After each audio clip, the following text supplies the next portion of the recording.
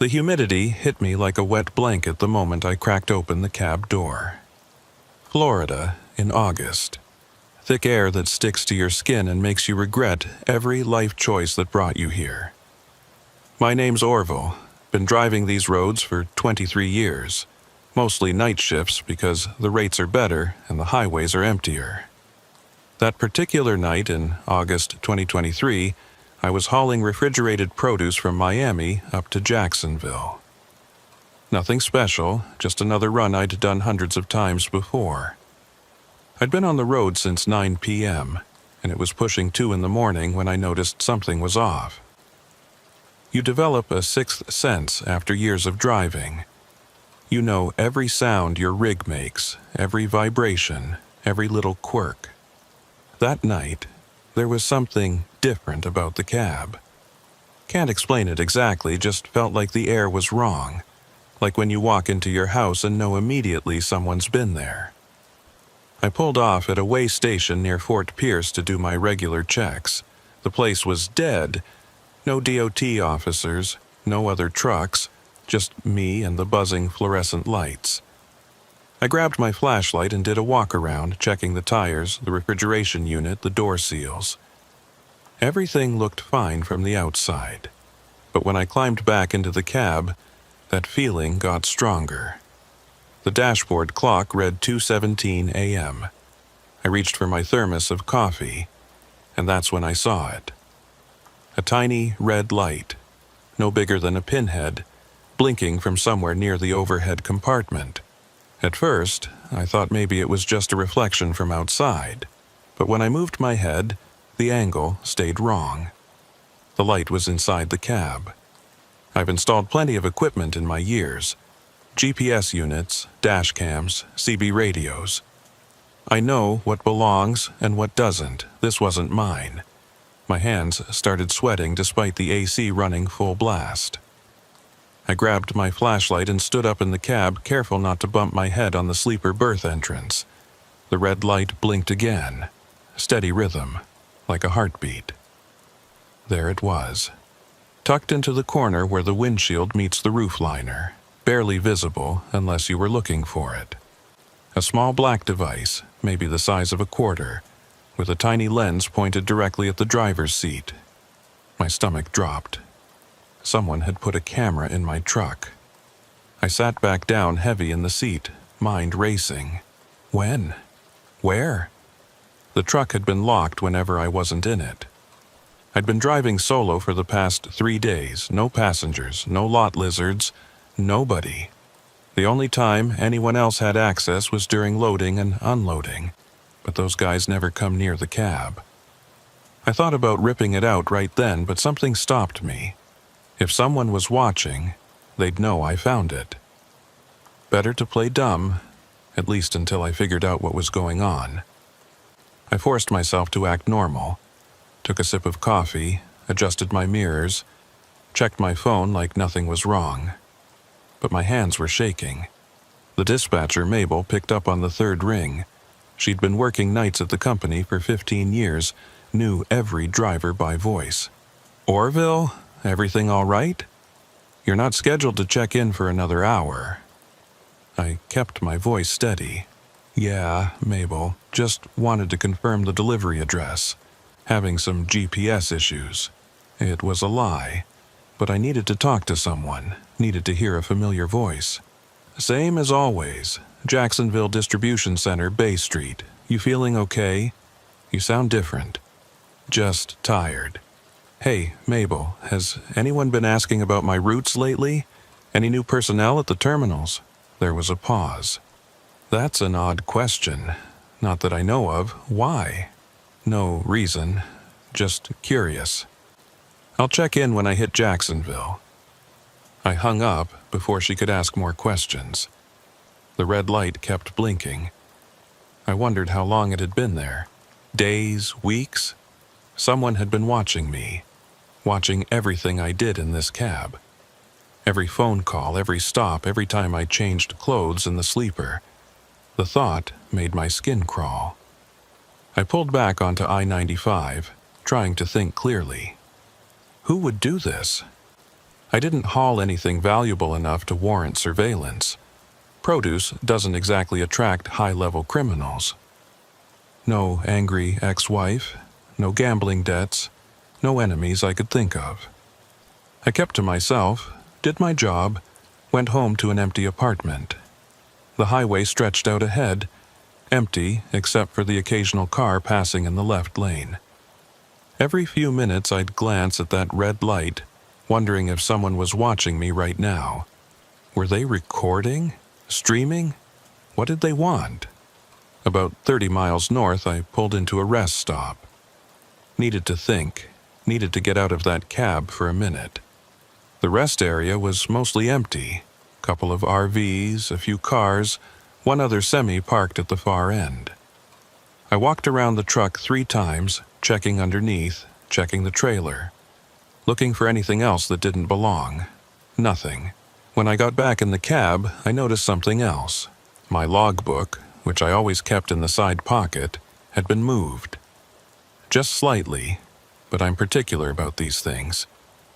Someone had been in here while I was gone. At a rest stop. In the 5 minutes I'd been outside. I locked the doors and started the engine, heart pounding. As I pulled out, I saw headlights in my mirror. A car had been parked in the shadows, lights off, and now it was following me out. Not close, but matching my speed, keeping pace. When I moved to the middle lane, it did too. When I slowed down, it slowed down. The camera kept blinking. The car kept following.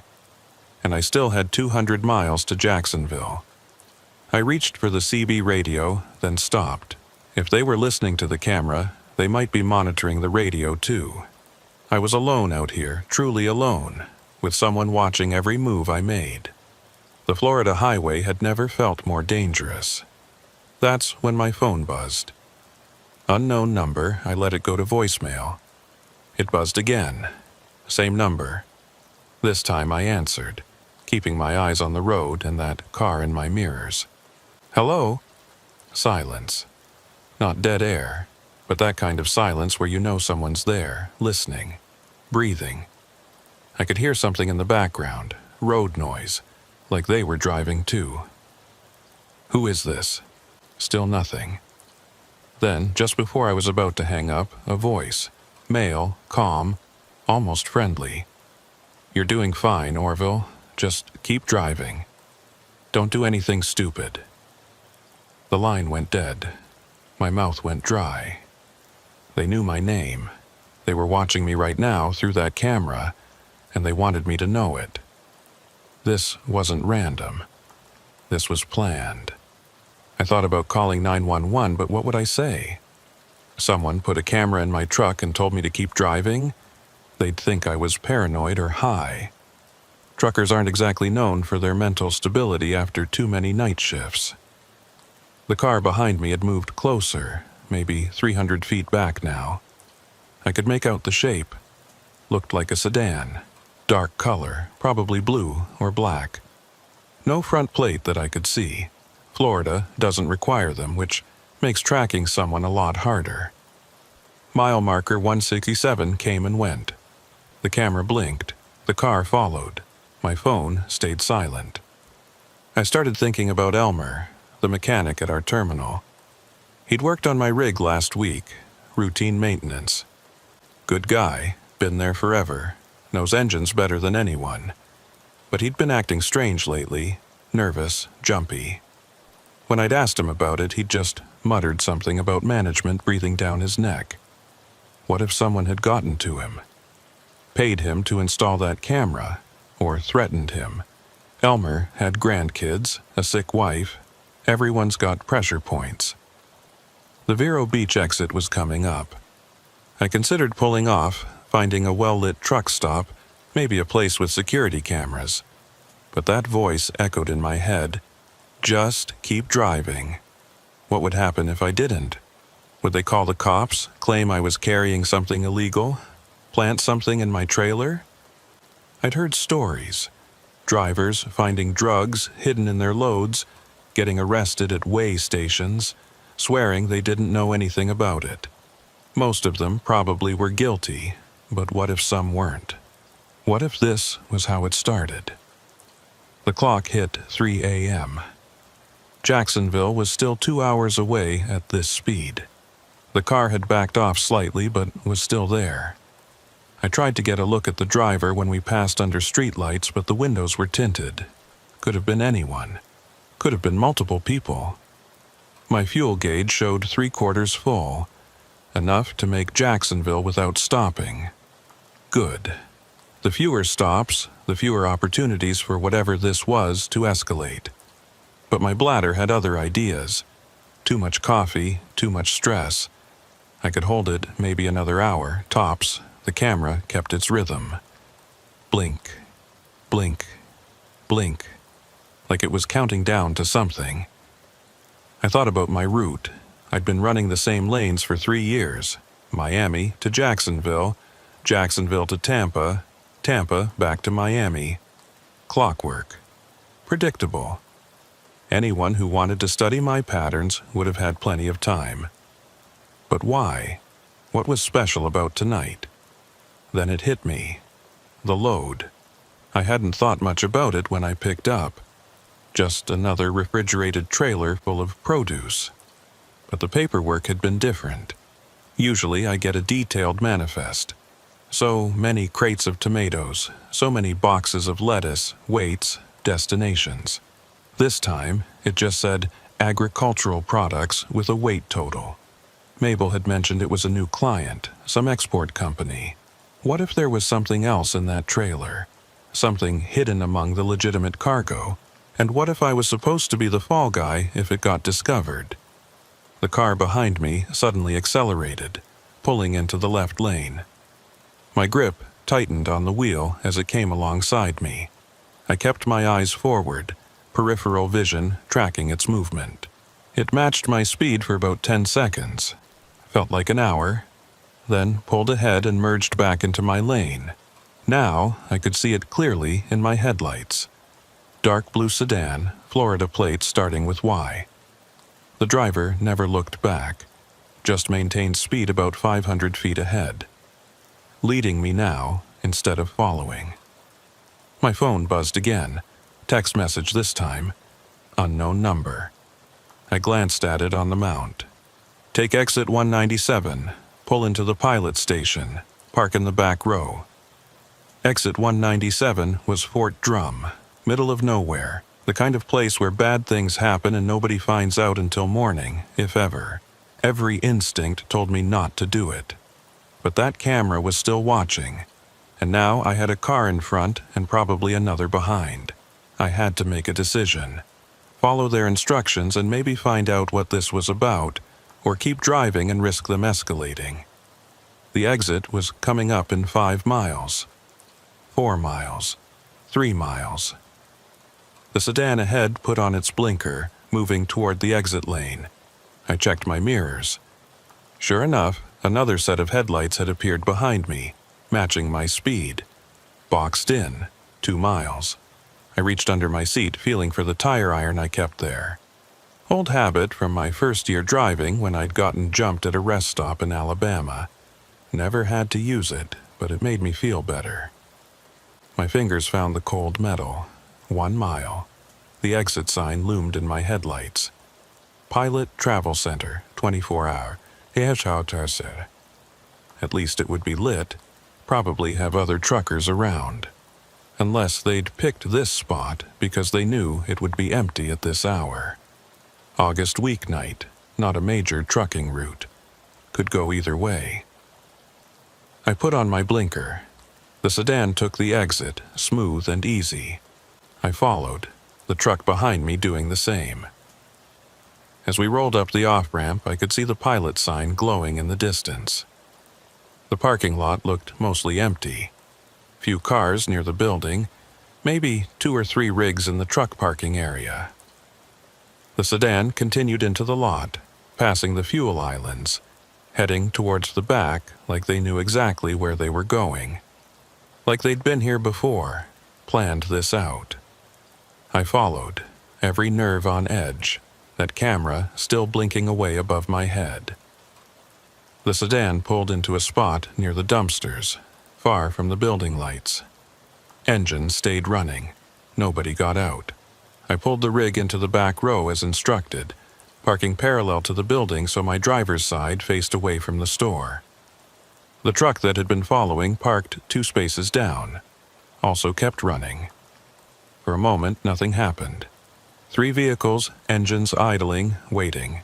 The camera blinked. My hand stayed on the tire iron. Then my phone rang. Same, unknown number. This time I answered immediately. "Get out of the truck," the voice said. Same calm tone. "Leave your phone, leave your keys, walk to the sedan." "I don't think so," I said. There was a pause, then, "Orville, we know about your sister in Ocala, Mary, right? Night shift nurse at Regional Medical. Gets off at 7 a.m., drives home down Highway 200. Pretty isolated stretch of road." My blood went cold. I didn't have a sister, but I did have a daughter named Mary who worked nights at Ocala Regional. How did they know that? I hadn't seen or talked to her in 2 years, not since the divorce. She'd taken her mother's maiden name, moved away, wanted nothing to do with me. "You're bluffing," I said, but my voice cracked. "Blue Honda Civic, license plate starting with K4P, lives in that apartment complex off Baseline Road. 2nd floor, unit 237, has a cat named Chester. Want me to keep going?" My hand was shaking now. This wasn't about the truck or the cargo. This was about something else, something bigger. And they'd done their homework. "What do you want?" "Get out of the truck. We just want to talk. 5 minutes, then you can go. But if you don't, if you drive away, if you call anyone, well, Mary's shift ends in 4 hours. Lot can happen on that lonely stretch of road." I sat there for 30 seconds, mine it maybe, weighing options. The rational part of my brain said this was all wrong, that I should call 911 right now. But the father in me, even the estranged father, couldn't risk it. They knew too much. This was planned down to the detail. "Okay," I said, "I'm coming out." I set the phone on the dash, pulled the keys, and opened the door. The Florida heat hit me again, thick and oppressive even at 3 in the morning. I could hear insects buzzing in the woods beyond the parking lot. The sedan's headlights stayed on, making it hard to see inside. As I walked toward the car, I heard footsteps behind me. Someone from the other truck. I didn't turn around, just kept walking, counting steps. 20 feet, 15, 10. The sedan's back door opened. "Get in," the voice from the phone said, except now it was coming from inside the car. I bent down to look inside. The man in the back seat was nobody special. Middle-aged, clean-shaven, polo shirt. Could have been an insurance salesman or a real estate agent. The kind of face you forget 5 minutes after seeing it. He was holding a tablet, and on the screen was a feed from the camera in my truck. Clear as day, you could see my empty driver's seat. "Please," he said, gesturing to the spot beside him. "We don't have much time." I got in, the door closed. The driver didn't turn around, just kept facing forward. Through the back window, I could see someone climbing into my truck. They were wearing the same kind of clothes I wore. Jeans, work shirt, baseball cap. "What the hell is this?" I asked. The man turned the tablet toward me. The feed had changed. Now it was showing the interior of a different truck, different driver, but wait, I recognized that face. It was Eddie Torino, another driver from my company. He was singing along to the radio, oblivious to being watched. "Eddie's carrying a special load tonight," the man said.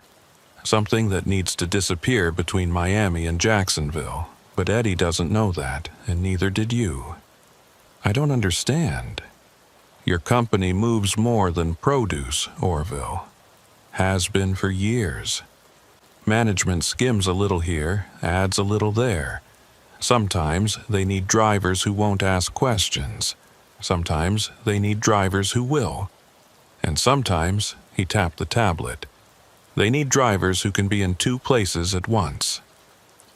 The person in my truck started the engine. From this distance in the dark, wearing similar clothes, they could pass for me. Especially if the only evidence was grainy camera footage.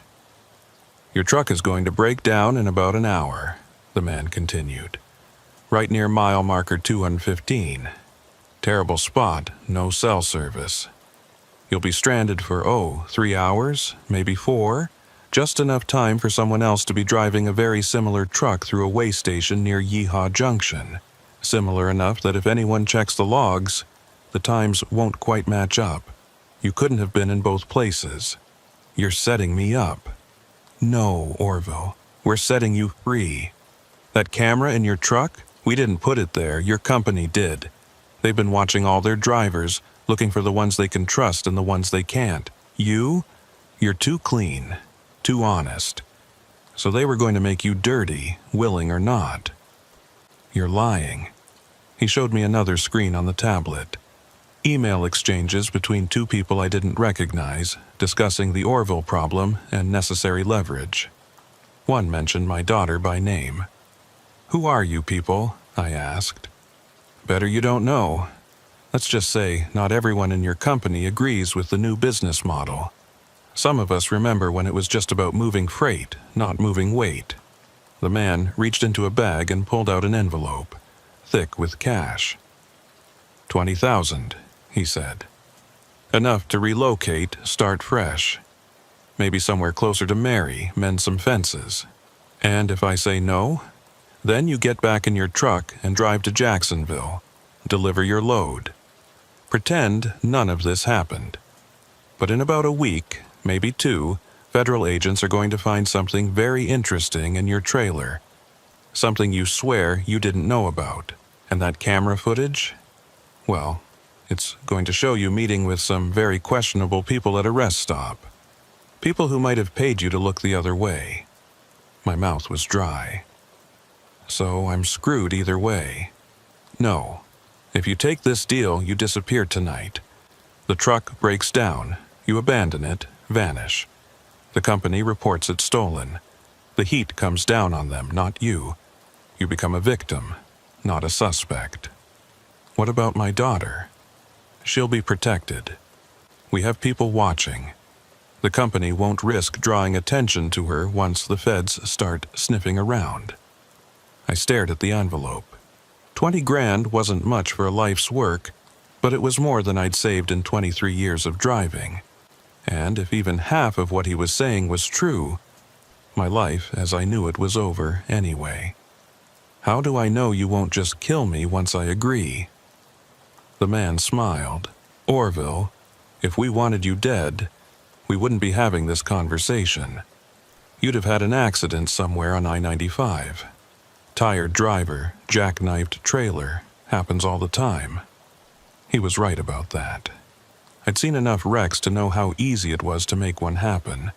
A cut brake line, a blown steer tire at the right moment. Nobody would question it. I took the envelope. Smart man, he said. There's a car parked behind the building. Silver Toyota, keys under the visor. Drive north, don't stop until Georgia. There's a motel reservation in Valdosta under the name Tom Franklin. Stay there 3 days, then you're free to go wherever. What about my stuff? My apartment? Forget it all. You're starting over. Clean slate. He opened the door, gesturing for me to get out. As I did, he grabbed my arm. One more thing. That mechanic friend of yours, Elmer, he didn't want to install that camera. They threatened his granddaughter. Poor guy's been drinking himself sick over it. Maybe send him a postcard from wherever you end up. Let him know you're okay. Then the door closed and the sedan pulled away. The other truck was already gone. My rig sat there in the parking lot, running, waiting for a driver who would never come back. I walked around the building and found the Toyota. Keys right where he said. The tank was full, and there was a bag in the back seat with clothes my size, toiletries, even a new phone still in the box. As I drove away from that pilot station, I watched my truck disappear in the rearview mirror. 23 years of my life sitting in a parking lot in the middle of nowhere, Florida. But I was alive, my daughter would be safe. And sometimes that's the best you can hope for. I never made it to Valdosta. Somewhere around the Georgia line, I pulled off and called Mary from the new phone. She didn't answer, probably didn't recognize the number. I left a voicemail telling her I loved her, that I was sorry for everything, and that I'd be in touch when I could. Then I turned west instead of north. Texas, maybe, or New Mexico. Somewhere far from Florida, far from trucks, far from cameras hidden in dark corners. But sometimes, late at night, I still think about that camera blinking in my old cab. I wonder if it's still there, still recording, still watching some other driver who has no idea what's coming. 3 weeks before that night at the pilot station, everything had been normal. Or at least what passed for normal in the trucking world. I'd been hauling the Miami-Jacksonville route without incident, making my deliveries on time, keeping my logs clean. The money wasn't great, but it was steady. That's all I needed. The first sign something was off came during a regular Tuesday night run. I'd stopped at the terminal in Miami to pick up my load. Supposed to be 18 pallets of mixed produce heading to 3 different stops in Jacksonville. Mabel was working dispatch that night, like always. She'd been there so long she was practically part of the furniture. "Orville," she called out when I walked into the office. "Got something different for you tonight." I grabbed a cup of their terrible coffee from the machine. Different how? New client. Export company called Sunshine Agricultural Solutions. They specifically requested an experienced driver. Clean record, that's you. She handed me the paperwork. The manifest was vague. Just agricultural products with a total weight. No breakdown of individual items like usual. The pay rate was about 20% higher than standard. "They paying extra for a reason?" I asked. Mabel shrugged. "Management says don't ask questions. Just drive. On-time delivery bonus if you make it by 6 a.m. I should have walked away right then. In 23 years of driving, I'd learned that extra money always came with extra problems. But I was behind on rent, and my truck payment was due. Pride's expensive when you're broke. The loading took longer than usual. They had me park in Bay 7, which was around the back of the warehouse, away from the main loading docks. The crew that showed up wasn't our regular guys. These were contractors, quiet, efficient, didn't make small talk. They loaded the trailer and sealed it without letting me inspect the cargo. Another red flag I ignored. Elmer was there that night, doing maintenance on another rig. I walked over to chat while they finished loading. He looked rough, bags under his eyes, hands shaking slightly as he worked. "You okay, Elmer?" I asked. He glanced around nervously before answering. "Yeah, just tired. Been working doubles. Wife's medical bills, you know." I knew about his wife's cancer. The whole terminal knew. The company insurance covered some of it, but not enough. Never enough. "They got you doing anything special on my truck?" I tried to make it sound casual. "Just routine stuff," he said, not meeting my eyes. "Oil change, tire rotation. At 11 at night?" He dropped his wrench, the clang echoing through the garage. When he bent to pick it up, I saw his hands were really shaking now. "Orville," he said quietly. "Just do your run. Don't ask questions, please." Before I could respond, one of the supervisors appeared. Not our regular night supervisor, this was someone from corporate. Suit and tie at 11 p.m. "Everything good here?" the suit asked, looking between us. All good, Elmer said quickly. Just finishing up. The suit watched me walk back to my truck. I could feel his eyes on me the whole way. The run that night was smooth. No issues, no weird stops. Nothing unusual except that nervous feeling in my gut. I made the delivery on time, collected my bonus, and headed home. But when I did my post-trip inspection, I noticed something. The odometer didn't match. I was missing about 30 miles. Now, I'm meticulous about my logs. Have to be if you want to avoid DOT violations. I knew exactly how many miles it was from Miami to Jacksonville and back. I'd driven it hundreds of times. Those 30 miles weren't accounted for. I mentioned it to Mabel the next night. Computer glitch, probably, she said, but she wouldn't look at me when she said it. I'll make a note. The second run for Sunshine Agricultural was 3 nights later. Same vague manifest, same extra pay, same loading bay in the back. But this time, I was ready. I'd bought a small GPS tracker online, the kind worried parents put in their kids' backpacks. I hid it in the trailer before loading, tucked behind a support beam. That night, the loading crew was different again. Still contractors, still quiet, but I recognized one of them from somewhere. Couldn't place it, but something about his face was familiar. He noticed me watching and turned away quickly. The run went smooth again, made my delivery, got my bonus. But when I checked the GPS tracker later, it showed something interesting.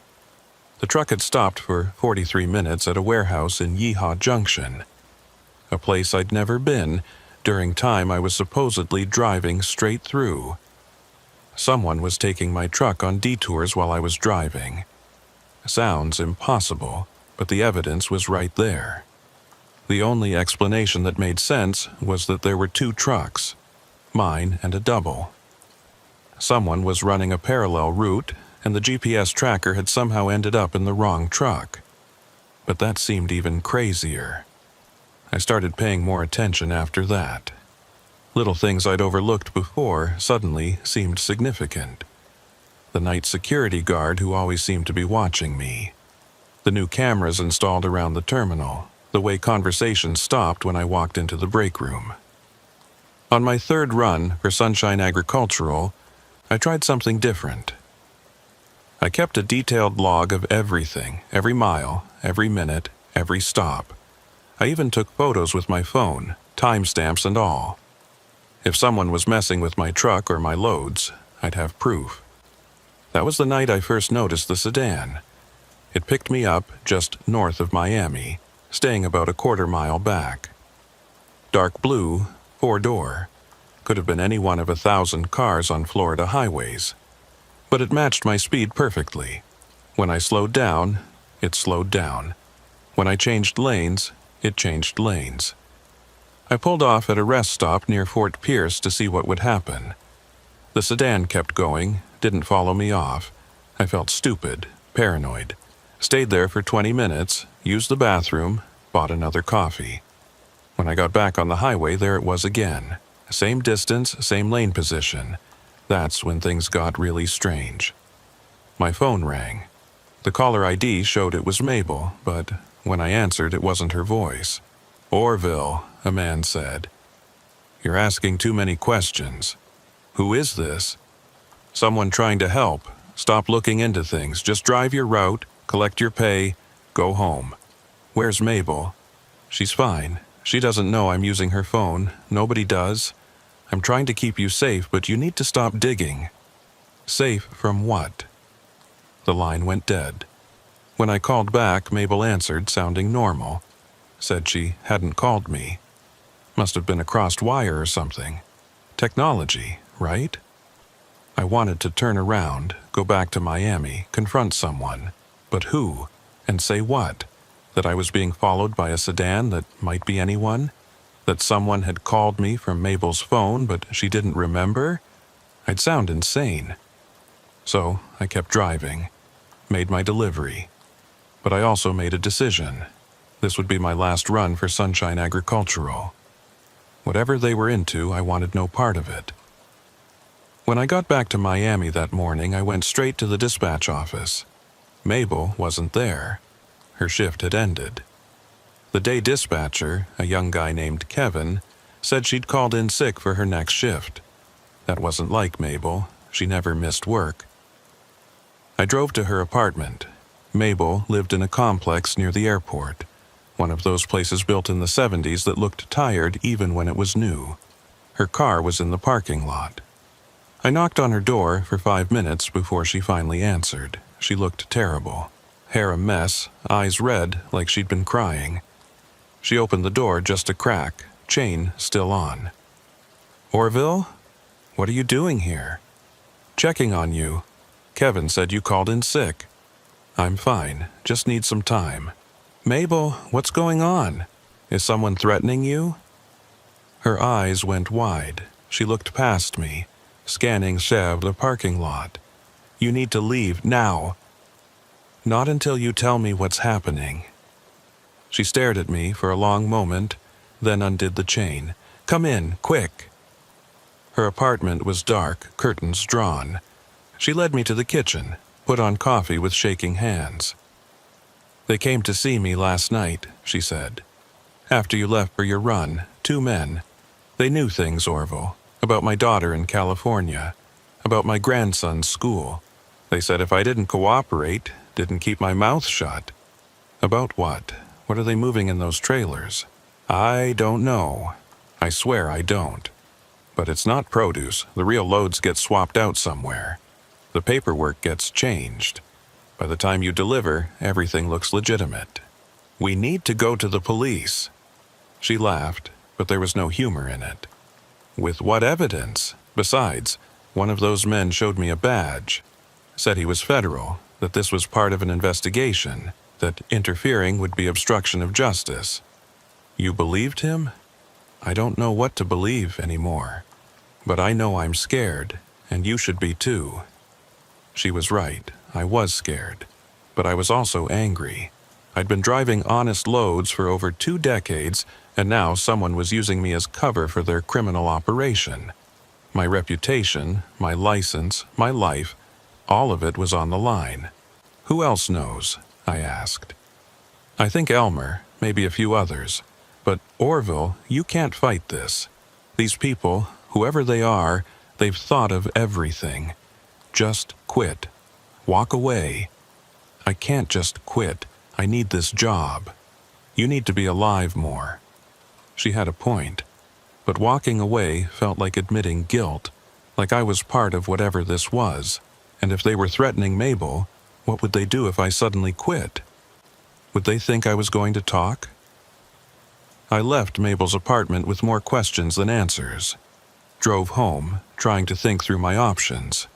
I could quit and hope they left me alone. I could go to the police and hope they believed me. Or I could keep driving and try to gather enough evidence to protect myself. That's when I remembered the camera. Not the one I'd later find in my truck. That was still a week away. This was my dash cam. I'd installed it years ago after a close call with an insurance scammer. It recorded everything, forward and rear views, with GPS coordinates and timestamps. I pulled the memory card and went through the footage from my last 3 runs. Hours of highway, nothing unusual. But then I found it. During my second run, while I was supposedly driving straight through, there was a gap in the recording. 43 minutes of nothing. The exact same time my GPS tracker showed the truck stopping at that warehouse. Someone had tampered with my dash cam. They'd need access to my truck to do that, which meant someone at the terminal was involved. Someone I trusted. I thought about Elmer again. The way his hands shook. The way he couldn't meet my eyes. He'd been doing maintenance on my truck the night before each Sunshine agricultural run. Perfect opportunity to access the cab. I drove back to the terminal that night. Elmer's shift started at 10. I waited in the parking lot, watching. He showed up at 9:45, but he wasn't alone. A black SUV followed him in, parked near the entrance. Two men got out, walked him to the garage. They didn't touch him, but the threat was clear in their body language. That's when I understood. Elmer wasn't part of this by choice, just like Mabel, just like me. We were all being used, manipulated, threatened into compliance. The men stayed for about an hour. When they left, I waited another 10 minutes before approaching Elmer. He was under a truck, wrench in hand, but not really working, just going through the motions. "Elmer," I said. He jerked, banging his head on the chassis. Came out rubbing his skull, oil on his face. "Jesus, Orville, you scared me." "We need to talk." "No, we don't, please. Just leave me alone. They threatened your granddaughter." He froze. Tears started rolling down his face, mixing with the oil and grime. "How did you know?" "Lucky guess. What did they make you do to my truck?" He looked around, made sure we were alone. GPS tracker, hidden camera, something with a dash cam, I don't know what exactly. They gave me the devices, told me where to install them. "Who are they?" "I don't know. They just showed up one night, had pictures of Lily at her school, said if I didn't help there'd be an accident. She's only 7, Orville, 7 years old. This can't go on. You think I don't know that? You think I sleep at night? But what choice do I have?" He was right. What choice did any of us have? They'd found our weak spots and exploited them. Family for Mabel and Elmer. For me, it was simpler. I was already isolated, already vulnerable. No family to threaten, so they'd use me until I became a liability. "There has to be someone we can trust," I said. "FBI, state police, someone." "You don't get it," Elmer said. "That badge Mabel saw, I saw it too. These might be the good guys, Orville, or the bad guys, or both. I don't know anymore." He went back under the truck, conversation over. I stood there for a moment, feeling the weight of it all. Then I walked back to my own rig, climbed in, and sat in the dark. That's when I noticed the red light blinking in the overhead compartment. The camera Elmer had mentioned. It had been there all along, watching me, recording everything. My conversations, my movements, my growing suspicion. I wanted to rip it out, but that would tip them off. Better to pretend I hadn't noticed. Play dumb. Keep driving while I figured out what to do. The next run was scheduled for 3 nights later. Another Sunshine Agricultural Special. I thought about calling in sick, but that might raise suspicions. So I showed up, went through the motions, pretended everything was normal. Mabel was back at dispatch, looking hollow but functional. She handed me the paperwork without meeting my eyes. "Be safe out there," she said quietly. "Always am." As I walked to my truck, I saw the black SUV again, parked across the street, watching, making sure I did my job. The camera in my cab would tell them if I deviated from the route. The GPS would track every mile. I was trapped in a moving prison. But then, something unexpected happened. As I was doing my pre-trip inspection, a man approached. Middle-aged, forgettable face, polo shirt. The same man I'd later meet at the pilot station, though I didn't know that yet. "Nice rig," he said. "Thanks. You're Orville, right? Heard you're one of the best drivers here. Just do my job." He smiled. "That's what we're counting on. Have a safe trip." He walked away before I could respond. Got into a sedan. Not the blue one that had been following me, but similar. As he drove off, he gave me a small wave, like we were old friends, like he knew something I didn't. The loading went as usual. Contractors, sealed trailer, no inspection. But this time, I noticed something else. One of the loaders slipped something under my windshield wiper when he thought I wasn't looking. a piece of paper folded small. I waited until I was on the highway to read it. Just 4 words. Exit 197, 3 a.m. Exit 197 was the pilot station at Fort Drum. 3 a.m. would put me there right on schedule if I maintained normal speed. Someone was planning something. An intercept, maybe. Or a rescue. I had to make a choice. Follow the instructions and trust a stranger, or ignore it and stay trapped in whatever this was. As I drove north that night, watching that camera blink above my head, feeling the weight of unseen eyes on me, I made my decision. I'd stop at exit 197. Whatever happened, it couldn't be worse than this slow suffocation, this gradual transformation from driver to accomplice.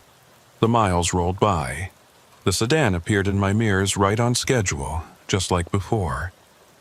But this time, I wasn't afraid. I was ready. Ready for answers. Ready for confrontation. Ready for whatever came next. When I saw the sign for exit 197, I put on my signal. The sedan followed. Behind it, another set of headlights appeared. The second vehicle, right on cue. They were herding me toward something, but maybe that something was freedom. Or maybe it was just another cage with different bars. Either way, I was about to find out. The silver Toyota handled differently than my rig. After 2 decades of driving 18-wheelers, being in a regular car felt like floating. I kept checking mirrors that weren't there, reaching for gears that didn't exist. My hands wouldn't stop shaking until I crossed the Georgia line. The phone they'd given me stayed silent for the first hour. I'd pulled over twice already, paranoid that someone was following. Each time, nothing but empty highway behind me. The envelope with $20,000 sat in the passenger seat like a lead weight. Blood money, conscience money, shut up and disappear money. I didn't know which. Around 4:30 a.m., the phone finally rang. Unknown number, but I knew who it would be. "You're making good time," the voice said. Same calm tone from before. "How do you know where I am?" "The phone has GPS, don't worry. We're the only ones tracking it. Once you get to Georgia, you can throw it away if you want." "What happens to my truck?" "Right now, it's developing mechanical problems. In about an hour, the driver will pull over, call for roadside assistance. By the time anyone shows up, it'll be abandoned. The cargo will be gone." "The illegal cargo, you mean?" There was a pause. "There never was any illegal cargo in your trailer, Orville. That's the beauty of their system. You were always hauling legitimate produce. But while you were driving your route, an identical truck with illegal cargo was using your paperwork, your identity, your clean record to move through way stations. A shell game." "Exactly. You were the shell that hid the real game. And when things went bad, which they always do eventually, you'd be the one holding the bag." "Why are you telling me this?" "Because you deserve to know. And because we need you to stay gone. If you resurface too soon, it complicates things." "Who's we?" "Better you don't know. Just understand that not everyone in your company wanted this arrangement. Some of us have been working to expose it for months. Tonight was our chance." "What about Mabel, Elmer?" "They'll be questioned when your truck is found abandoned. They'll tell the truth, that you seemed stressed, paranoid, that you'd been asking strange questions. The investigators will assume you were involved in the smuggling operation and ran when it got too hot. So I'm the fall guy after all. No, you're the catalyst. Your disappearance triggers an investigation. The feds were already watching, waiting for something to crack the case open. This is it. And my daughter? We have people watching. She's safe. The company won't risk touching her now. Too much attention." The phone went dead. I threw it out the window somewhere near Valdosta, watched it shatter on the asphalt in my rearview mirror, one less chain binding me to whatever I was leaving behind.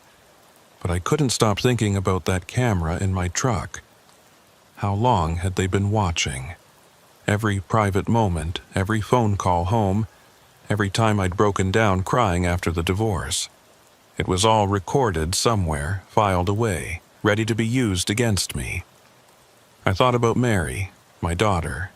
We hadn't spoken in 2 years, not since the night she'd told me I was a stranger to her, that I'd chosen the road over family. She wasn't wrong. I'd spent her childhood driving, missing birthdays, school plays, graduations. The money was supposed to make up for it, but money can't buy back time.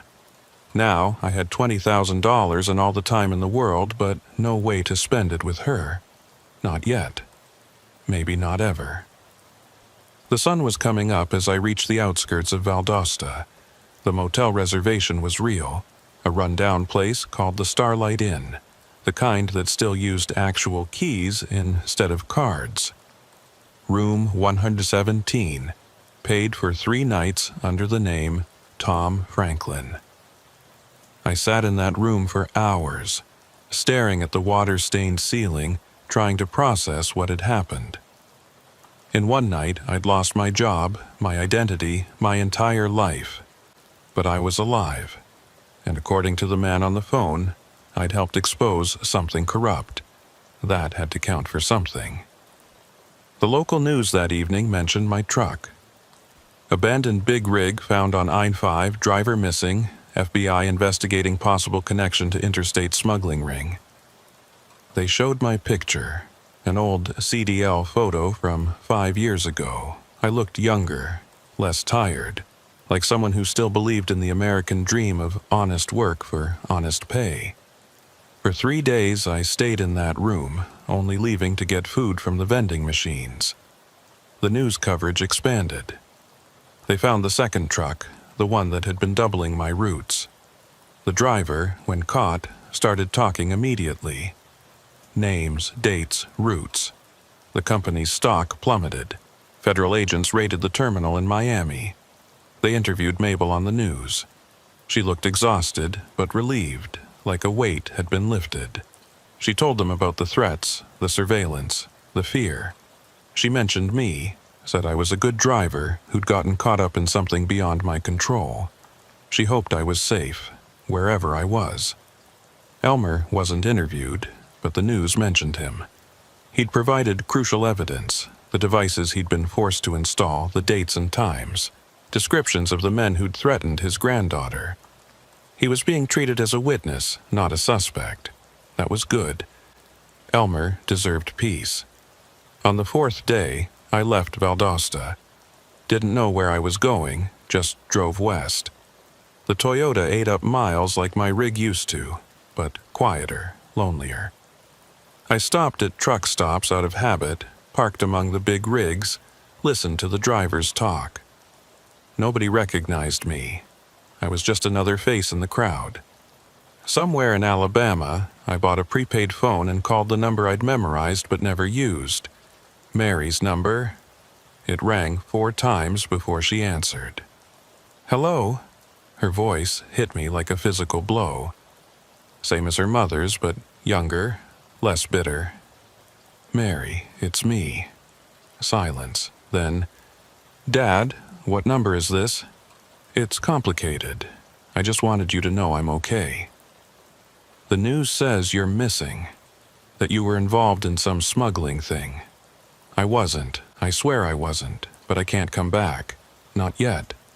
"Are you in danger?" "No, not anymore. I wanted to hear your voice, to tell you I'm sorry, for everything." She was quiet for so long I thought she'd hung up. Then, "Mom always said you'd end up running from something. She just thought it would be us." "I did run from you. From responsibility. From being a real father. This is different, but it's also the same. I'm good at leaving, not so good at staying." "Where will you go?" "I don't know. Somewhere I can start over. Maybe do something different, not driving." "You love driving." I loved the escape it provided. The excuse to not deal with real life, but real life catches up, one way or another. Dad, be careful. Whatever this is, whatever happened, just be careful. I will. Mary, I know I have no right to ask, but maybe someday, when this is all over, we could try again. Not as the father who left, but as the man who finally stopped running. Maybe, she said, someday. I hung up and cried in that Alabama truck stop parking lot. Big, gasping sobs that I'd held in for years.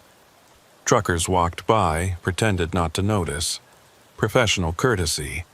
Everyone breaks down sometimes. I drove for 6 more days, zigzagging across the South, no real destination in mind. The money would last a few months if I was careful. Enough time to figure out what came next. I thought about going to Mexico, starting over completely, but I didn't speak Spanish and I was too old to learn new tricks. Instead, I ended up in a small town in West Texas, one of those places with more cattle than people. Got a job at a local garage, working on cars instead of driving them. The owner, an old veteran named Chuck, didn't ask questions about my past, just cared if I could turn a wrench. I rented a trailer on the edge of town, nothing fancy, but it was mine. No cameras, no surveillance, no one watching. For the first time in years, I felt like I could breathe. The news about the smuggling ring dominated headlines for weeks. 23 arrests, including 3 company executives and 2 federal agents who'd been taking bribes. The investigation expanded to other trucking companies, other routes. It was bigger than anyone had imagined. They never found me. After a while, they stopped looking. I was listed as a missing person, possibly deceased, likely a victim of the criminal organization I'd unwittingly served. In a way, they were right. The Orville who'd driven those routes, who'd believed in the company, who'd trusted the system, that man was gone. 6 months passed. I grew a beard, gained some weight, started going by Tom. The locals accepted me as just another drifter who'd decided to stop drifting. I fixed their cars, kept to myself, lived quietly. Then one day, Elmer walked into the garage. I recognized him immediately, even though he looked different. Healthier. The shaking was gone, the nervous energy replaced by something like peace. He recognized me too, despite the beard and the weight. "Thought I might find you here," he said. "How?" "The man who helped you that night. He told me you were safe, that you'd gone west. Took me a while to narrow it down, but there aren't that many small-town garages hiring mechanics with no questions asked." "Why are you here?" "To say thank you, and to tell you it's over. Really over. The company's gone, the bad guys are in prison, and those of us who were caught in the middle, we're free." "What about your granddaughter? Safe? Happy? Doesn't know anything about what happened. That's how I want to keep it." We talked for an hour, maybe 2. He told me about the investigation, the trials, the way everything had unfolded after I disappeared. Mabel had retired, moved to California to be near her daughter. The terminal was closed, the truck sold at auction. A whole world I'd been part of, gone like smoke. "You could come back," Elmer said. "They know you weren't involved. Your record's clean. There's nothing to go back to. Your daughter? Maybe someday, when I'm ready. When she's ready." He left that afternoon, but not before giving me an envelope. Inside was a letter from Mabel. Her handwriting was exactly as I remembered. Precise, careful, like everything she did. "Orville," it read. "I hope this finds you well. I wanted you to know that we all understand why you left. Sometimes disappearing is the only way to survive. But you should also know that you're missed. You were one of the good ones in a business that forgot what that meant. Whatever name you're using now, wherever you are, I hope you found peace. You deserve it." Mabel, I kept that letter, still have it. On bad days when the isolation gets too heavy, when I miss the road and the rhythm of the highway, I read it and remember that I made the right choice. A year later, I saw her again. Mary. She'd tracked me down somehow, probably through Elmer or Mabel. Showed up at the garage one afternoon while I was elbow deep in an engine. "You look different," she said. "Feel different too. Chuck says you're his best mechanic. Says you can diagnose problems just by listening. 23 years of listening to engines teaches you things. Mom died," she said suddenly. 6 months ago, cancer." I put down my tools, wiped my hands. "I'm sorry. She asked about you near the end, said she hoped you'd found what you were looking for out on those roads. I was looking for the wrong things. And now? Now I fix what's broken. Simple work, honest work. No cameras, no surveillance, no one watching." She stayed for 3 days. We talked about everything and nothing. About her job as a nurse, about my life in Texas, about the years we'd lost and couldn't get back. When she left, she hugged me for the first time since she was 12. "I'll visit again," she said. "If that's okay." It's more than okay. She did visit, every few months at first, then more often. We rebuilt something, not a traditional father-daughter relationship, but something real, something ours. 2 years after that night at the pilot station, I got another visitor. The man from the sedan, the one with the forgettable face. He looked exactly the same, like time didn't touch him. "Tom," he said, using my new name. "Or do you prefer Orville?" "Tom's fine. That other man is gone." "Good, that's good. You've built something here. Why are you here?" "To close the loop. To tell you that your testimony, even in absence, helped convict some very bad people. The camera footage from your truck, the GPS data, the patterns you documented, it all mattered." "I never testified." "Your life testified, your clean record against their dirty business. Sometimes that's enough." He handed me a card, plain white, just a phone number. "If you ever need anything," he said, "a favor, a recommendation, whatever, you earned it. I just want to be left alone, and you will be. This is goodbye, Orville, Tom, whoever you are now. Live well." He left, and I never saw him again. Never called the number either. Some bridges are meant to stay burned. It's been 5 years now since that night in Florida.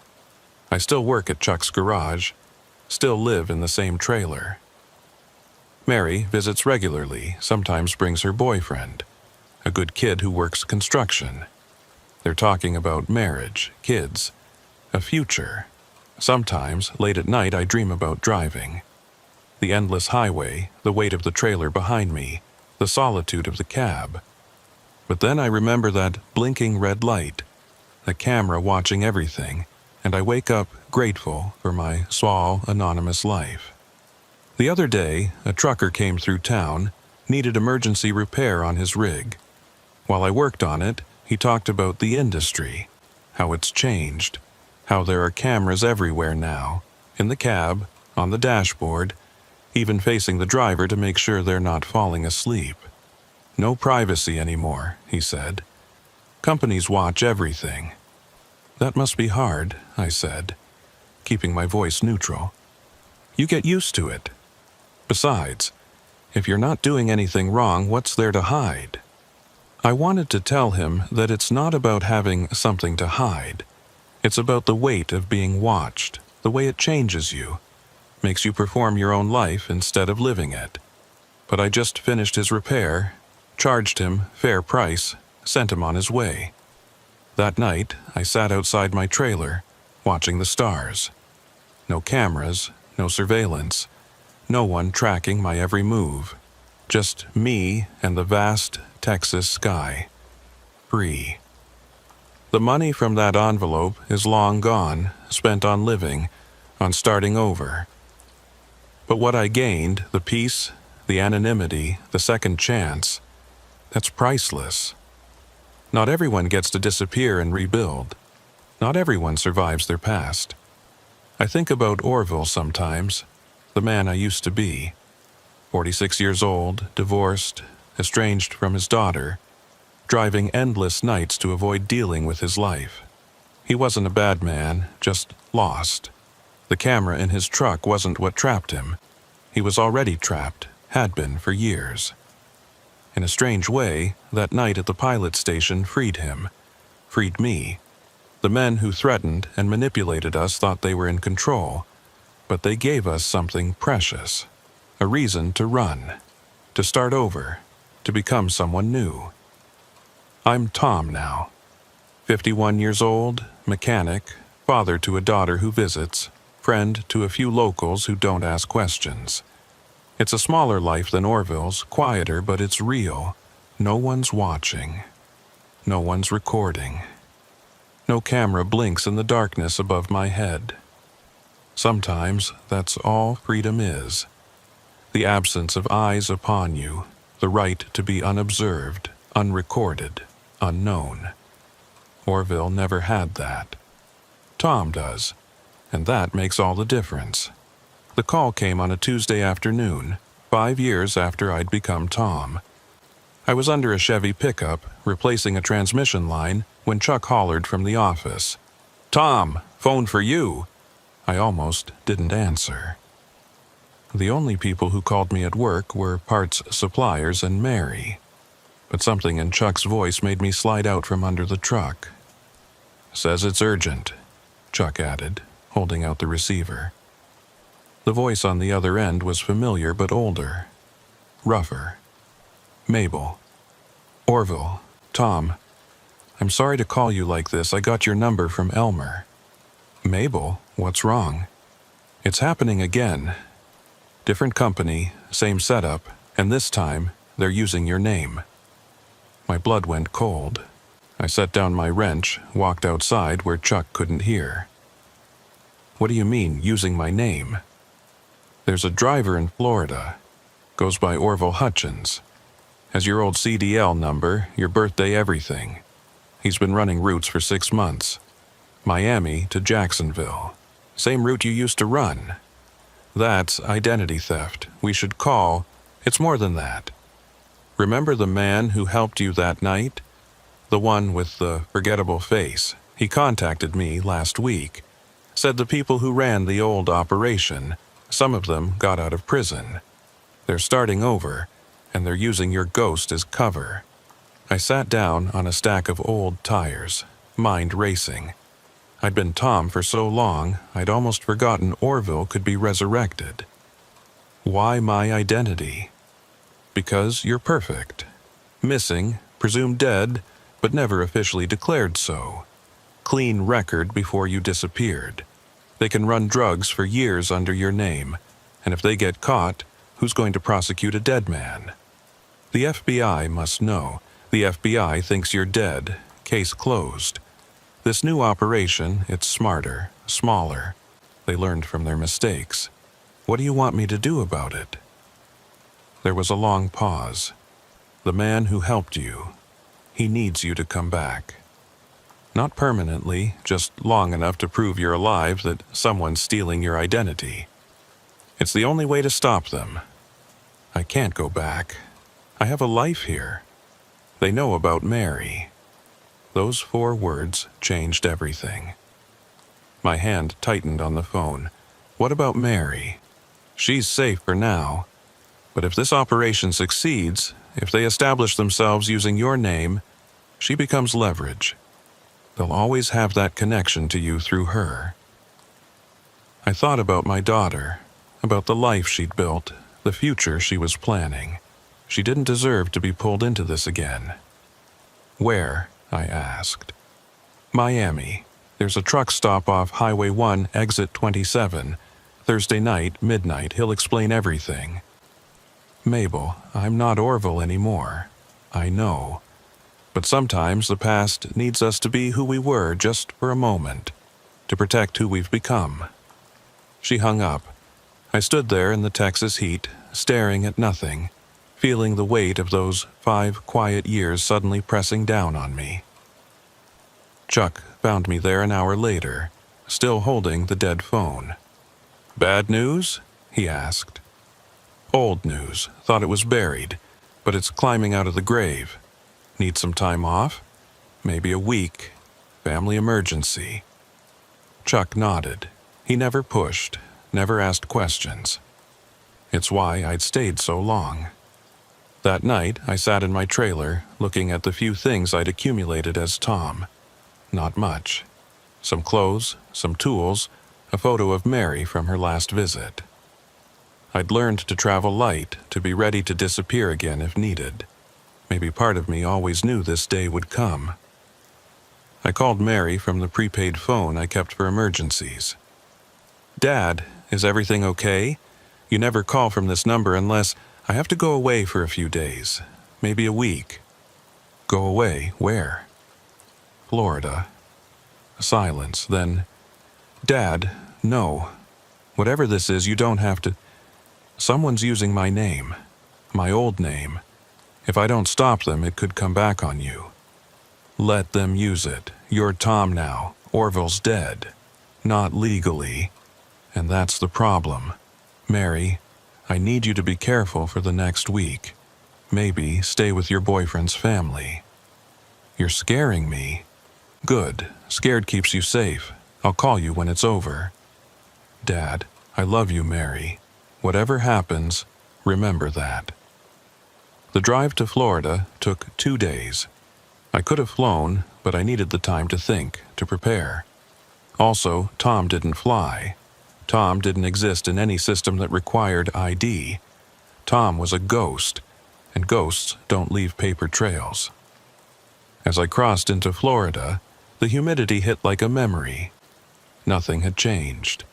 Same thick air, same endless sprawl, same feeling of things rotting just beneath the surface. I'd driven these roads thousands of times as Orville, but now they felt foreign, dangerous. The truck stop at exit 27 was one of those new mega stops. Bright lights, chain restaurants, 100 pumps. Nothing like the old places where shadows had room to breathe. I parked the Toyota in the back, near the truck parking but not among the rigs. Old habits. At 11:45 p.m. I walked to the diner, ordered coffee, picked a booth where I could see the parking lot. The coffee was terrible, but it gave me something to do with my hands. At exactly midnight, he walked in. Same forgettable face, same polo shirt, like 5 years hadn't passed. He slid into the booth across from me. "Tom," he said. "Thanks for coming. Let's stick with Tom. Orville's dead. That's the problem. He's very much alive and driving for Sunshine Agricultural Solutions. Same company name. These people aren't creative. They're creatures of habit. Same roots, same methods, same vulnerabilities. And same ending? Me disappearing while you clean up?" He smiled. "No. This time, we need Orville to resurrection himself. Publicly, loudly. Make it impossible for them to use his name. That puts a target on my back. The target's already there. They know you're alive. They've known for months." My coffee cup stopped halfway to my mouth. "What?" "They've been watching Mary, following her visits to Texas. They know about Tom, about the garage, about your quiet little life. They're letting you exist because you're useful as a ghost. The moment you become inconvenient, you son of a bitch. You knew this and didn't warn me?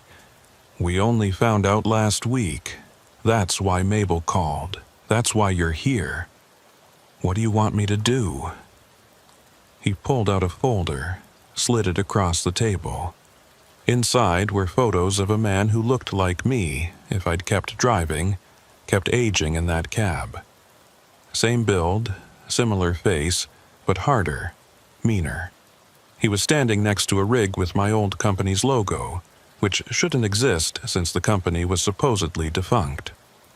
"This is Marcus Webb, small-time criminal who got recruited for his resemblance to you. He's been living as Orville Hutchins, building a reputation as a reliable driver who doesn't ask questions. Where's the real cargo? Same as before. Hidden compartments, secondary manifests. But this time they're moving more than drugs. Weapons. The kind that make federal agencies very nervous. And you want me to what? Confront him? Take my name back? I want you to drive. I laughed. I haven't driven a rig in 5 years. It's like riding a bike. Besides, we don't need you to actually haul anything. We just need you to be seen, logged into the system, captured on way station cameras. Create a paradox. 2 Orville Hutchins in 2 different places at the same time. That's insane. That's the point. It forces an investigation, forces them to figure out which Orville is real. And when they do, the whole operation unravels. What about Mary? We'll protect her. Have been, actually. That boyfriend of hers, he's one of ours. I stood up so fast the coffee spilled. What? Sit down. People are watching. I sat, hands shaking with rage. You've been spying on my daughter? We've been protecting your daughter. Big difference. And before you ask, yes, he genuinely cares for her. That was a happy accident, but his primary job is keeping her safe. She doesn't know? No, and she won't if you help us end this. I wanted to punch him, to walk out, to drive back to Texas and forget all of this, but he was right. The target was already on our backs. Running wouldn't remove it. What exactly do you need me to do? Tomorrow night, Marcus will be picking up a load in Jacksonville, driving to Miami. You'll be picking up a different load in Tampa, driving to Orlando. Both trucks will be logged as Orville Hutchins. Both will hit way stations. Both will be captured on DOT cameras. They'll arrest me. They'll detain you. Question you. Run your prints, your real prints. And when they realize you're the real Orville Hutchins, that someone's been impersonating you, the dominoes start falling. And Marcus? We'll be carrying enough illegal weapons to put him away for 20 years. When he claims to be Orville Hutchins, and you're sitting in an interrogation room in Orlando, they'll know he's lying. Exactly. It was elegant in its simplicity. Use their own con against them. Create confusion where they relied on false clarity. I need guarantees, I said. Mary stays protected. My life in Texas stays untouched. And when this is over, Orville Hutchins gets officially declared dead. Done, done, and done. He pulled out keys, registration, a CDL with my old photo, but current date. Your truck's in Bay 47, loaded and ready. Tampa run leaves at 4 a.m. Just like that? You had this all prepared? We've been preparing for months. We just needed you to agree. I took the keys. They felt heavier than I remembered. One more thing, he said. Elmer's your mechanic on this run. Elmer's here? He volunteered, said he owed you. He's waiting at the truck.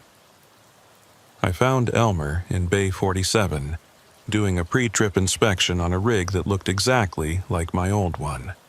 Same model, same color, even the same company logo that shouldn't exist anymore. This is surreal, I said. Elmer turned, smiled. He looked good, healthy, clear-eyed. Tom, he said.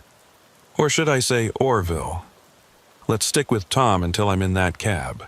Fair enough. She's ready to roll. Everything's been triple-checked. Even installed a camera in the cab. What? He laughed. Kidding. But I did check for them. Clean as a whistle. We went through the inspection together, like old times. The muscle memory was still there, checking brake lines, tire pressure, fifth wheel connection. My hands knew what to do even if my mind resisted. You don't have to do this, Elmer said as we finished. Yeah, I do. They're using my name, threatening my daughter. It ends now. The man in the polo shirt, do you trust him? No, but I trust that our interests align.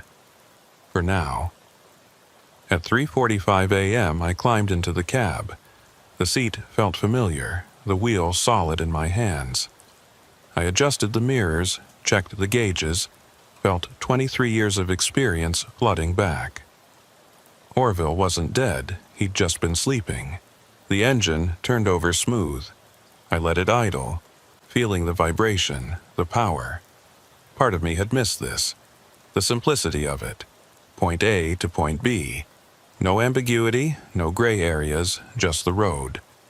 Elmer knocked on the door. Manifest is in the folder. Tampa Distribution Center to Orlando. Legitimate cargo, medical supplies. Should take you about 2 hours. What about way stations? You'll hit 2, Brooksville and Wildwood. Both have facial recognition now. Make sure they get a good look at you. And Marcus? He'll hit different stations about the same time. The system will flag the duplicate entries. Questions will be asked.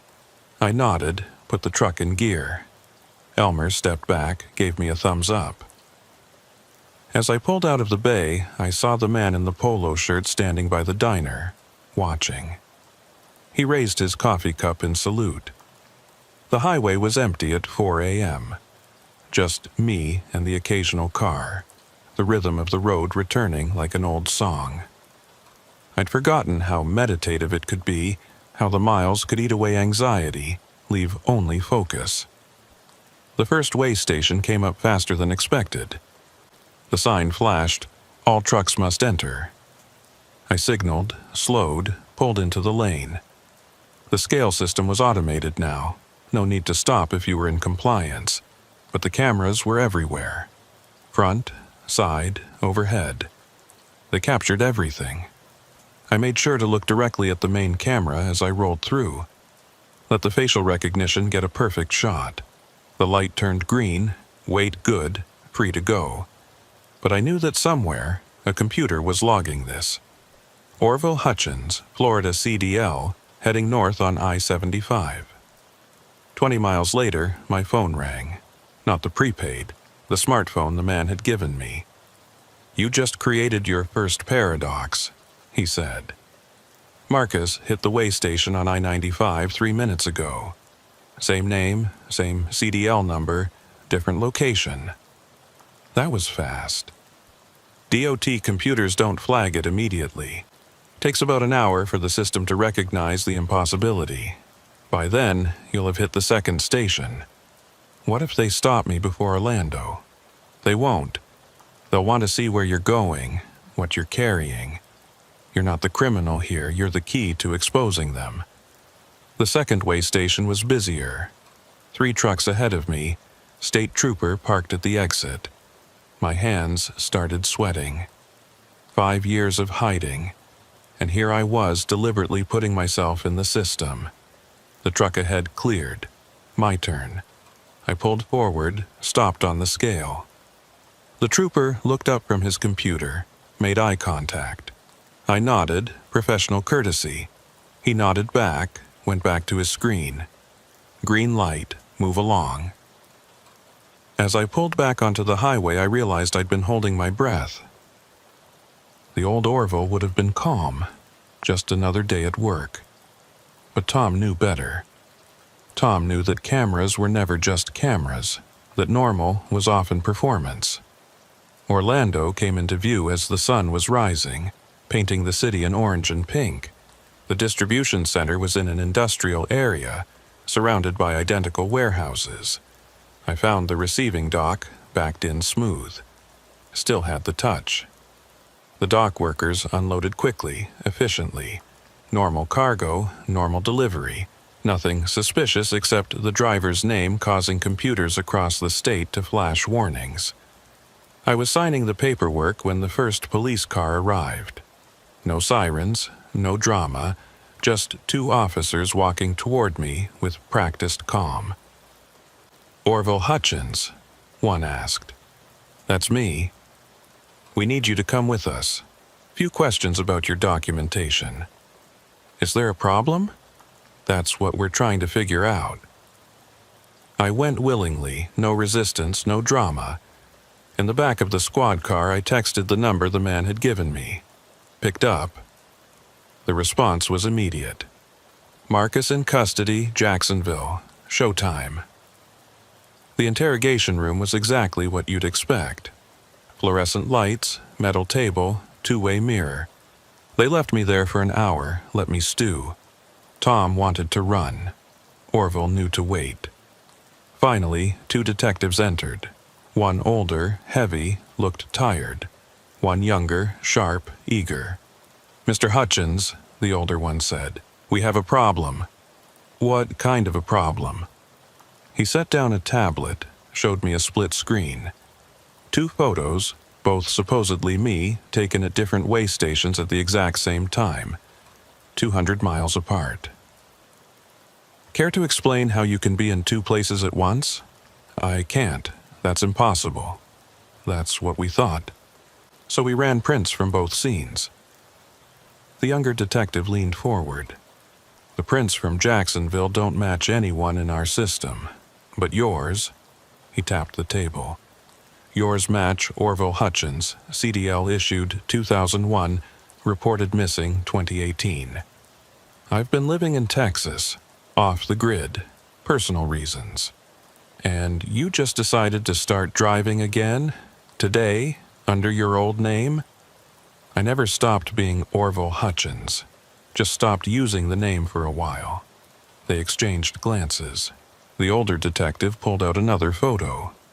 Marcus, in custody, looking angry. "This man claims to be Orville Hutchins, has documentation, employment records, 6 months of driving history. Then he's lying.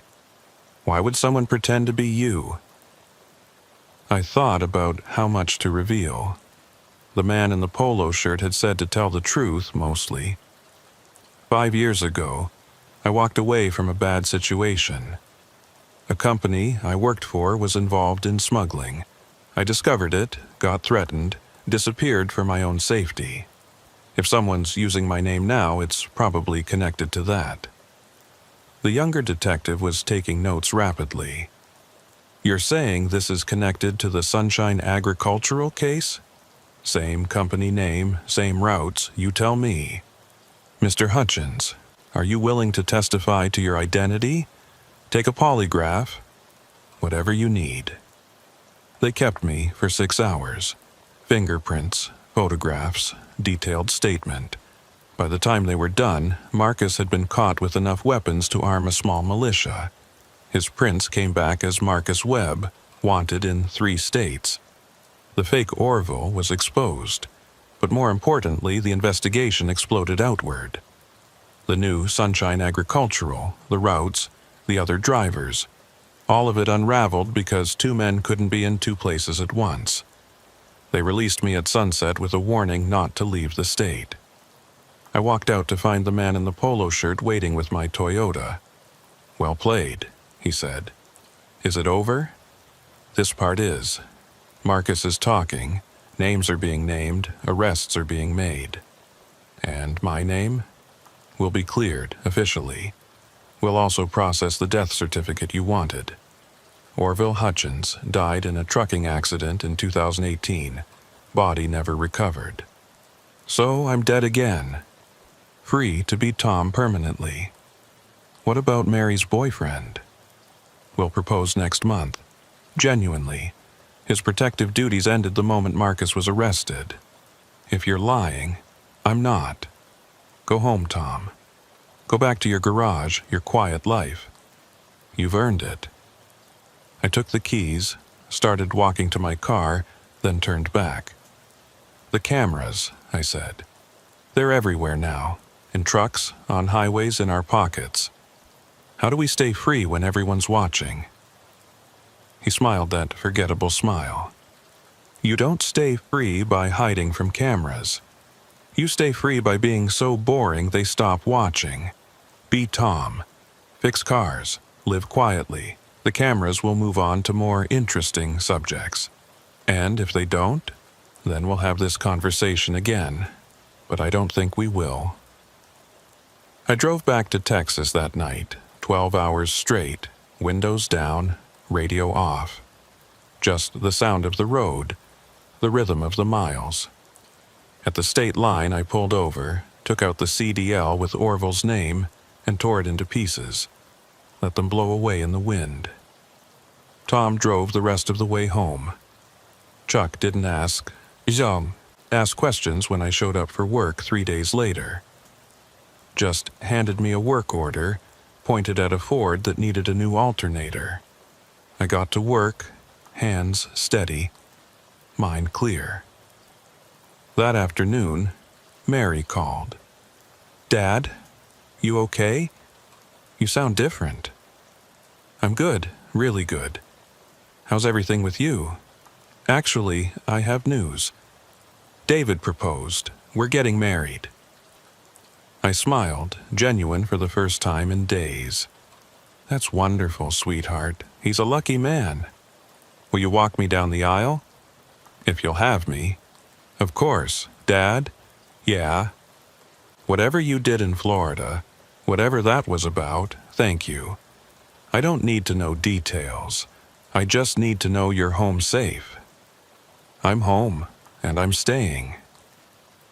That night, I sat outside my trailer. No lights except the stars. Somewhere, cameras were recording, databases were updating, algorithms were analyzing. But not here. Not Tom fixing cars in a small Texas town. I thought about Elmer, probably back home with his granddaughter.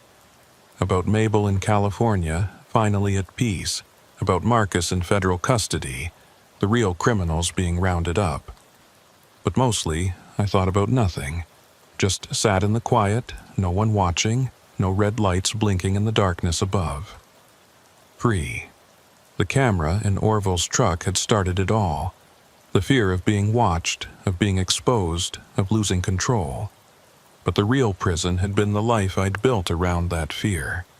Running loads I didn't want to run. For people I didn't trust. Because I didn't know how to stop. It took being forced to disappear to learn how to truly exist. It took losing Orville to find Tom.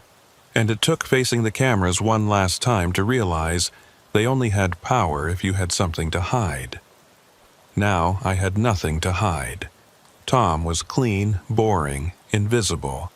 The perfect ghost in the machine age. 6 months later, at Mary's wedding, I walked her down the aisle in a rented suit that didn't quite fit right. David, I never asked if that was his real name, shook my hand firmly, met my eyes without flinching. Whatever he'd been before, he was Mary's husband now. That was enough. During the reception, I stepped outside for air. Found Mabel there, older but elegant in a blue dress. "Tom," she said, "you look well. You too. California suits you." I heard Orville Hutchins was officially declared dead last month. I heard that too. Sad story. Good driver, wrong place, wrong time. Yes, but Tom seems to be doing well. Mary says he's the best mechanic in West Texas. She exaggerates. We stood in comfortable silence, watching the stars. Finally, she said, "Do you miss it, the road?" I thought about it, the honest answer. I miss the simplicity, the clarity, but not the loneliness, not the running. And the cameras, they're still there, everywhere. But I don't see them anymore, or maybe they don't see me. She smiled, invisible in plain sight. Something like that. We went back inside, danced at my daughter's wedding, smiled for the photographer's camera without flinching, let the moments be captured, stored, shared, because Tom had nothing to hide. The drive back to Texas was quiet. No radio, no phone, just the hum of the engine and the whisper of tires on asphalt. I passed dozens of big rigs, each with their cameras, their monitors, their digital eyes. But they weren't watching for Tom. They were watching for the next Orville, the next driver who stumbled into something bigger than himself. I hoped they'd be luckier than I was, or Maybe lucky wasn't the right word. Maybe they'd be smarter, see the signs earlier, get out before the cameras started blinking in the dark. But probably not. The road has a way of hypnotizing you, making you think you're free when you're really just moving in circles. It takes something dramatic to break the pattern. For me, it was a camera I didn't install, watching me for reasons I didn't understand. Now I install cameras for other people. Security systems for the local businesses, dash cams for worried parents, backup cameras for trucks. Each time I wonder what they're really looking for. Safety, control, or just the illusion that watching everything makes it manageable. But I don't ask. I just install them, take my payment, go home to my camera-free trailer. Because Tom knows something Orville never learned. The best place to hide isn't in the shadows. It's in the boring, mundane light of day, where cameras point but don't really see.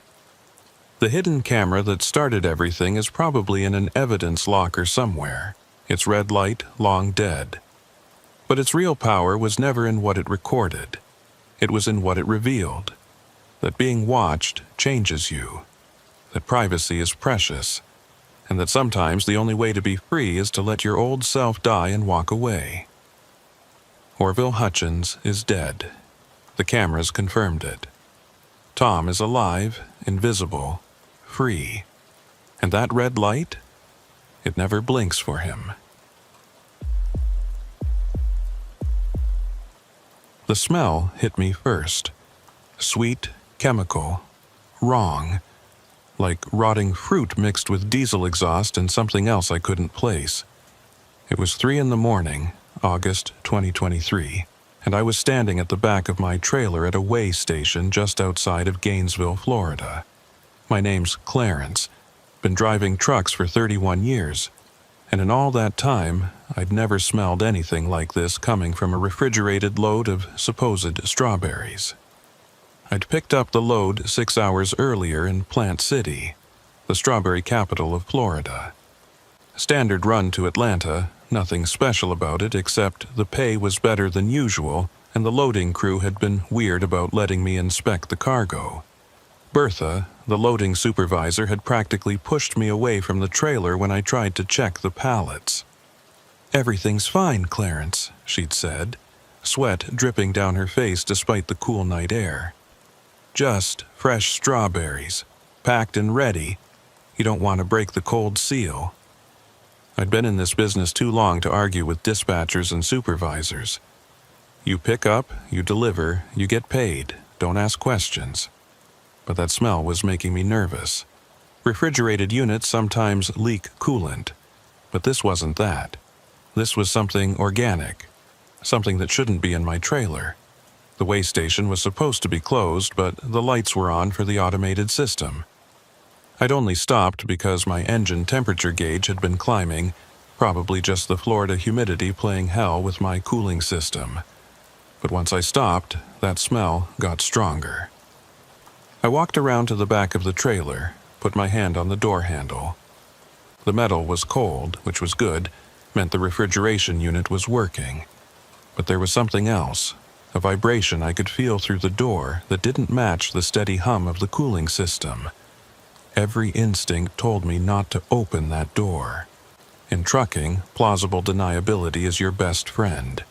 You don't know what's in the sealed trailer, you're just the driver. But that smell was getting stronger, and now I could hear something too. A scratching sound, like fingernails on metal. I backed away from the door, walked to my cab, grabbed my flashlight and my phone, started recording video, just in case. If something was wrong with the load, I wanted proof that I didn't know about it when I picked it up. The seal on the trailer door was intact, a standard metal band with a numbered tag. I took a photo of it, then used my bolt cutters to snap it. The moment the seal broke, the smell intensified. Sweet, sick, chemical. My eyes started watering. I pulled the door open just a crack, shined my flashlight inside. The front pallets looked normal, Cardboard boxes labeled with a strawberry logo, plastic wrapped, sitting on wooden pallets. But there was liquid on the floor, dark in the flashlight beam, running from somewhere deeper in the trailer. I pulled the door open wider, climbed up into the trailer. The cold hit me immediately, dropping the sweat on my skin to ice. The temperature gauge read 34 degrees, just above freezing, perfect for strawberries. But strawberries don't bleed. The liquid was coming from the third row of pallets. As I got closer, the scratching sound got louder. I pushed aside a hanging plastic curtain meant to maintain temperature zones, and that's when I saw them. The middle pallets had been hollowed out. The boxes were just a shell, a facade. Behind them was a makeshift compartment, and inside that compartment were 3 large black duffel bags. One of them was moving. My hands were shaking as I reached for the zipper on the moving bag. Part of me already knew what I was going to find, but I had to see. Had to know what they'd put in my trailer. Inside the bag was a dog. Pit bull, maybe 60 pounds, barely breathing. Its eyes were glazed, foam around its mouth, body twitching with whatever drug they'd given it to keep it quiet. There were tubes running into its stomach, sealed with surgical tape. Drug mules use people. Apparently, someone had decided dogs were less risky. I checked the other bags. 2 more dogs, same condition. One was already dead, body stiff. The third was barely hanging on, whimpering so quietly I almost couldn't hear it over the refrigeration unit. My first thought was to call 911, but then I remembered where I was. Alone at a closed way station at 3 a.m. with a trailer full of drug-smuggling dogs and hollowed-out cargo. How would that look? They'd arrest me first, ask questions later, and whoever set this up would have plenty of time to disappear while I sat in county lockup. I took more video, making sure to get clear shots of everything. The intact seal I'd just cut, the fake strawberry boxes, the dogs, the surgical modifications. Then I carefully closed everything up, went back to my cab, and called the only person I trusted. Horace picked up on the 5th ring, voice thick with sleep. He'd been my supervisor at my first trucking job 20 years ago, taught me everything about the business. Now he ran his own small operation out of Ocala, staying clean while the industry got dirtier around him. "Clarence, it's 3 a.m, man." "Horace, I got a problem, a big problem." His voice sharpened immediately. "Where are you?" "Way station outside Gainesville, northbound on 75. "You broke down?" "No. Someone tampered with my load, put something in it, something bad." "How bad?" "Federal prison, bad." There was a long pause. I could hear him getting out of bed, his wife asking what was wrong. "Don't touch anything," he said. "Don't call anyone else. I'm on my way." "Horace?" There's animals involved. Dying animals." "Jesus Christ, okay. Give me 40 minutes. Don't move, don't call anyone, and whatever you do, don't let anyone else near that trailer." After I hung up, I sat in the dark cab, watching the mirrors for any sign of movement. The dogs were drug mules, that much was clear. But this was more than just smuggling. This was organized, professional. Someone had surgical skills. Someone had access to my pickup location, my route, my trailer. Someone had paid off Bertha to keep me from inspecting the load. 20 minutes passed, then 30. A car pulled into the way station. Not Horace, too early. It was a dark sedan, no lights, creeping slowly toward my truck. I locked the doors, grabbed the tire iron I kept behind the seat. The sedan stopped about 50 feet away. Nobody got out.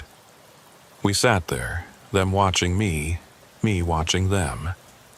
My phone buzzed, text from an unknown number. "You opened the trailer." I didn't respond. Another text. "That was a mistake." Then another. "Walk away now. Leave the truck, we'll handle it." I typed back, "Can't. DOT will track me. We'll handle DOT, walk away, or become part of the problem." The sedan's engine was still running. I could see exhaust in the humid air. They were waiting for my decision, but I'd already made it when I called Horace. I wasn't walking away from this. I texted back, "I already called state police. They're en route." It was a lie, but it worked. The sedan's reverse lights came on. They backed out fast, tires squealing as they hit the highway. I got a partial plate. Florida tags starting with X4. Not much, but something. 15 minutes later, Horace arrived in his old pickup. He parked next to my cab, climbed up to the passenger door. I let him in. "Show me," he said. I led him to the back of the trailer, showed him everything. He took his own photos, his face getting grimmer with each shot. "You know what this is?" he asked. "Dogs turned into drug mules. More than that. This is a cartel operation. Professional. They use animals because they're harder to detect than human mules. Dogs don't sweat, don't get nervous at checkpoints. How do you know that?" He gave me a look. "I've been in this business 40 years. I've seen everything. Lost friends to stuff like this. Good drivers who got caught up in bad loads." We went back to the cab. Horace pulled out a burner phone, dialed a number from memory. "Yeah, it's me," he said to whoever answered. "I need that favor, now. Gainesville Way Station, northbound 75. No, not me, a friend. Yeah, that kind of problem." He hung up, turned to me. "Help's coming. Not police, but people who can handle this right." "Who?" "DEA. But not the official kind, the kind that doesn't want paperwork." That doesn't sound legal. Legal got complicated when they put dying dogs full of heroin in your trailer. This is about survival now. We waited another 30 minutes. Then 2 SUVs pulled in, dark colors, tinted windows. 4 people got out, 2 men, 2 women, all wearing civilian clothes but moving like law enforcement. The lead woman approached, badge on her belt but not displayed. "Horace," she said, "been a while. Agent Martinez, thanks for coming." She looked at me. "You're the driver?" "Yes, ma'am." "Tell me everything. From the beginning." I told her about the pickup, about Bertha's nervousness, about the smell and the discovery. She listened without interrupting, one of her partners recording everything on a phone. "Show us," she said when I finished. We went through the whole thing again. This time, they used special equipment. Cameras, chemical sensors, evidence bags. One of them, a younger guy with medical training, checked the surviving dogs. "One's definitely dead," he said. "One might make it if we get it to a vet now. The third, 50-50. Martinez made a decision. "We're taking the dogs. The drugs stay in the trailer." "What?" I couldn't believe it. "We need the drugs to stay in play. If they disappear, everyone scatters. But the dogs we can save." They loaded the bags with the dogs into one of their SUVs. The guy with medical training went with them, presumably to a vet somewhere. That left Martinez and 2 others. "Here's what's going to happen," she said. "You're going to continue your run. Deliver to Atlanta as planned. Act like nothing happened." "Are you insane? They know I opened the trailer." "They suspect. They don't know. That sedan was probably surveillance, not enforcement. If they knew for sure, you'd be dead already." That was comforting. "The drugs are still in the dogs. We removed what we could without killing them immediately. About 2 kilos. The rest we replaced with lactose powder. Similar weight, similar appearance if anyone checks casually. And when I get to Atlanta, we'll be watching every mile. When they come for the drugs, and they will, we'll be ready. You're using me as bait. We're using you as an opportunity. This is bigger than one load, Clarence. This is a whole network. We've been trying to crack it for 2 years. Horace stepped in. Clarence, these are good people. They'll keep you safe. Like they kept those dogs safe? Martinez's face hardened. Those dogs were dead the moment they were cut open. We're trying to save the next ones, and the next driver who might not be as lucky as you. She had a point. If I hadn't stopped for engine trouble, if I hadn't smelled that smell, I would have delivered the load none the wiser. Until the DEA kicked in my door 6 months later with conspiracy charges. What about Bertha, the loading supervisor? We'll handle her after this is over. Right now, she needs to think everything's normal. They gave me a burner phone, programmed with one number. Any problem, anything suspicious, you call. We'll be no more than 2 minutes away the entire trip. What about my regular phone? Keep it on. Keep it normal. If they call, answer. If they text, respond. You know nothing about dogs or drugs. You're just a driver doing his job. They left first, disappearing into the pre-dawn darkness. Horace stayed a bit longer. You could walk away, he said. Park the truck, disappear. They'd understand. No. Whoever did this, whoever put those dogs in my trailer, they need to be stopped. This isn't your fight. It became my fight when they involved me. He nodded, clapped me on the shoulder. Call me when you get to Atlanta. Let me know you're safe. After he left, I sat in my cab for another hour, waiting for sunrise, trying to process everything. 3 dogs turned into drug mules. At least 1 dead, maybe 2 by now. Also, someone could move a few kilos of heroin without risk to human carriers. The sun came up slow, painting the Florida sky orange and pink. Normal cars started passing on the highway, the world waking up, oblivious to what was in my trailer. I started the engine, pulled back onto I-75. The phone they'd given me buzzed once. Text message. Silver Honda, 3 cars back. We're here. I spotted them in my mirror. Keeping pace, not too close, not too far. Guardian angels in an unmarked car. It should have made me feel safer. Instead, it reminded me that I was now bait in a trap I didn't fully understand. The miles rolled by. Gainesville to Ocala. Ocala to Wildwood. Every truck stop, every exit, I expected someone to come for the drugs. But nothing happened.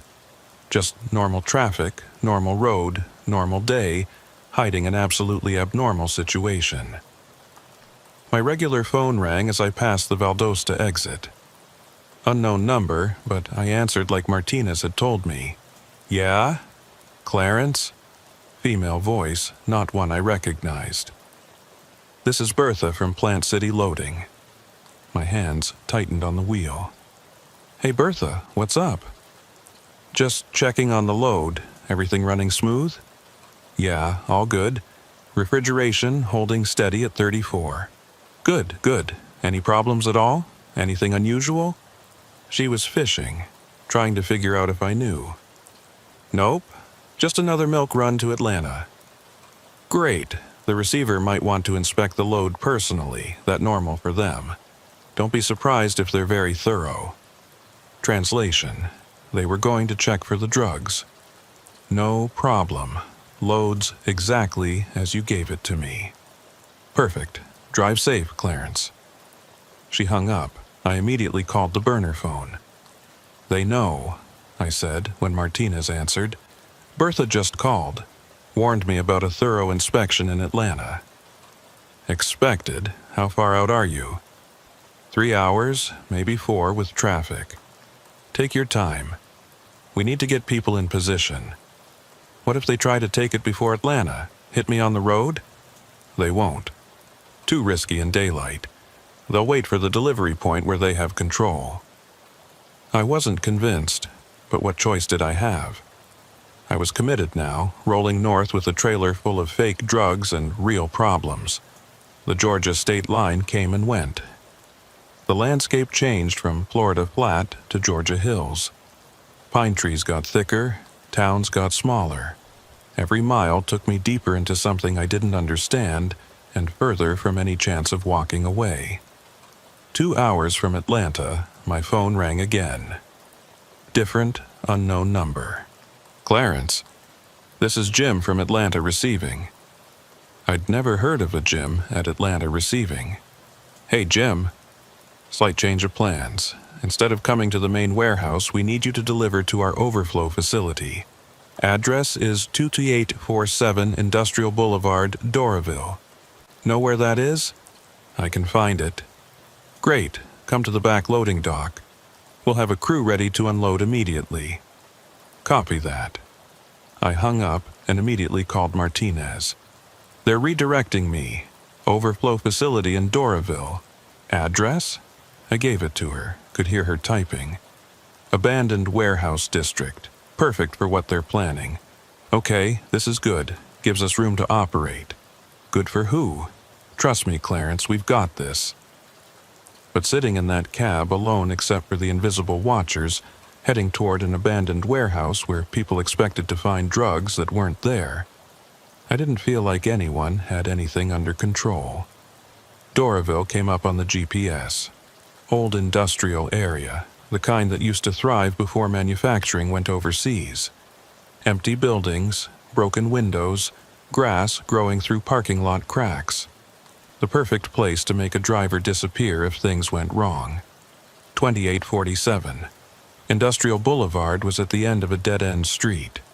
Chain-link fence topped with old razor wire, half falling down. The building itself was massive, probably an old distribution center, most windows boarded up. Only one section looked active. Lights on, a few cars parked outside. I pulled up to the gate. It was already open, which felt wrong.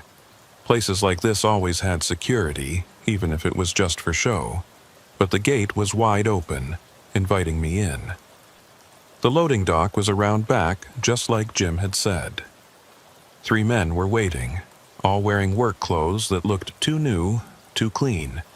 They watched me back in, faces expressionless. I set the brakes, climbed out slow. The biggest of the 3 approached. Clarence? That's me. Jim sent us. We'll get you unloaded quick. But they didn't move toward the trailer immediately. They were waiting for something. Or someone. A door opened in the building. 2 more people came out. One was a woman I didn't recognize, wearing a business suit that belonged in a downtown office, not an abandoned warehouse. The other was Bertha. She looked different than she had at the Plant City facility. Harder, less nervous. Like she'd dropped a mask she didn't need anymore. "Hello, Clarence," she said. "We need to talk about what you found in the trailer." My phone, the burner, was in my pocket. I could feel it. Wanted to hit the call button, but any movement might set them off. "I don't know what you're talking about." Bertha smiled, but it didn't reach her eyes. "The seal was broken, Clarence. We know you looked. The question is, what did you do after you looked?" The seal was intact when I picked up. Must have broken in transit.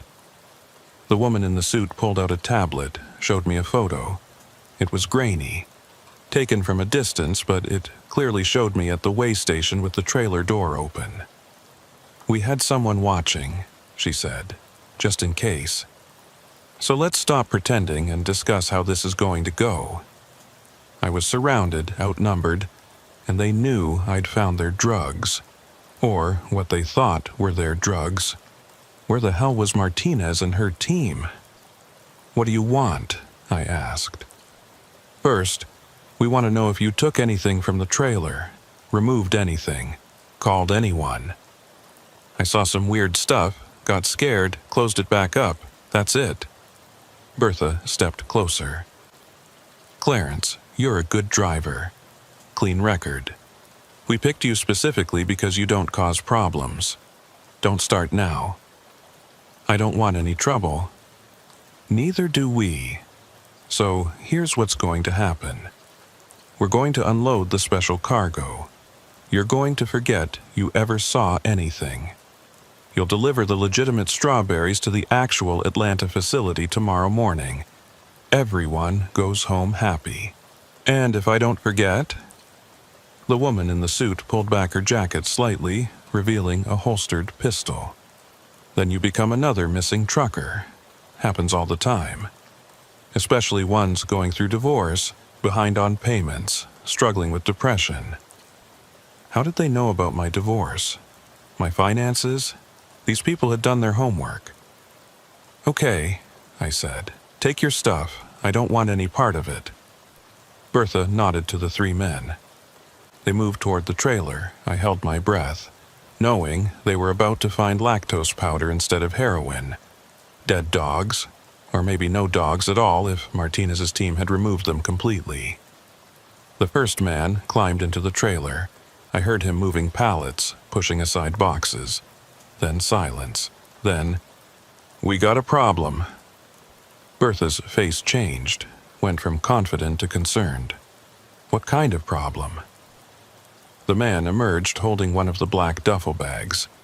It was covered in blood, empty, torn open. The cargo's gone, and there's blood everywhere. That's when I realized Martinez hadn't just removed the dogs.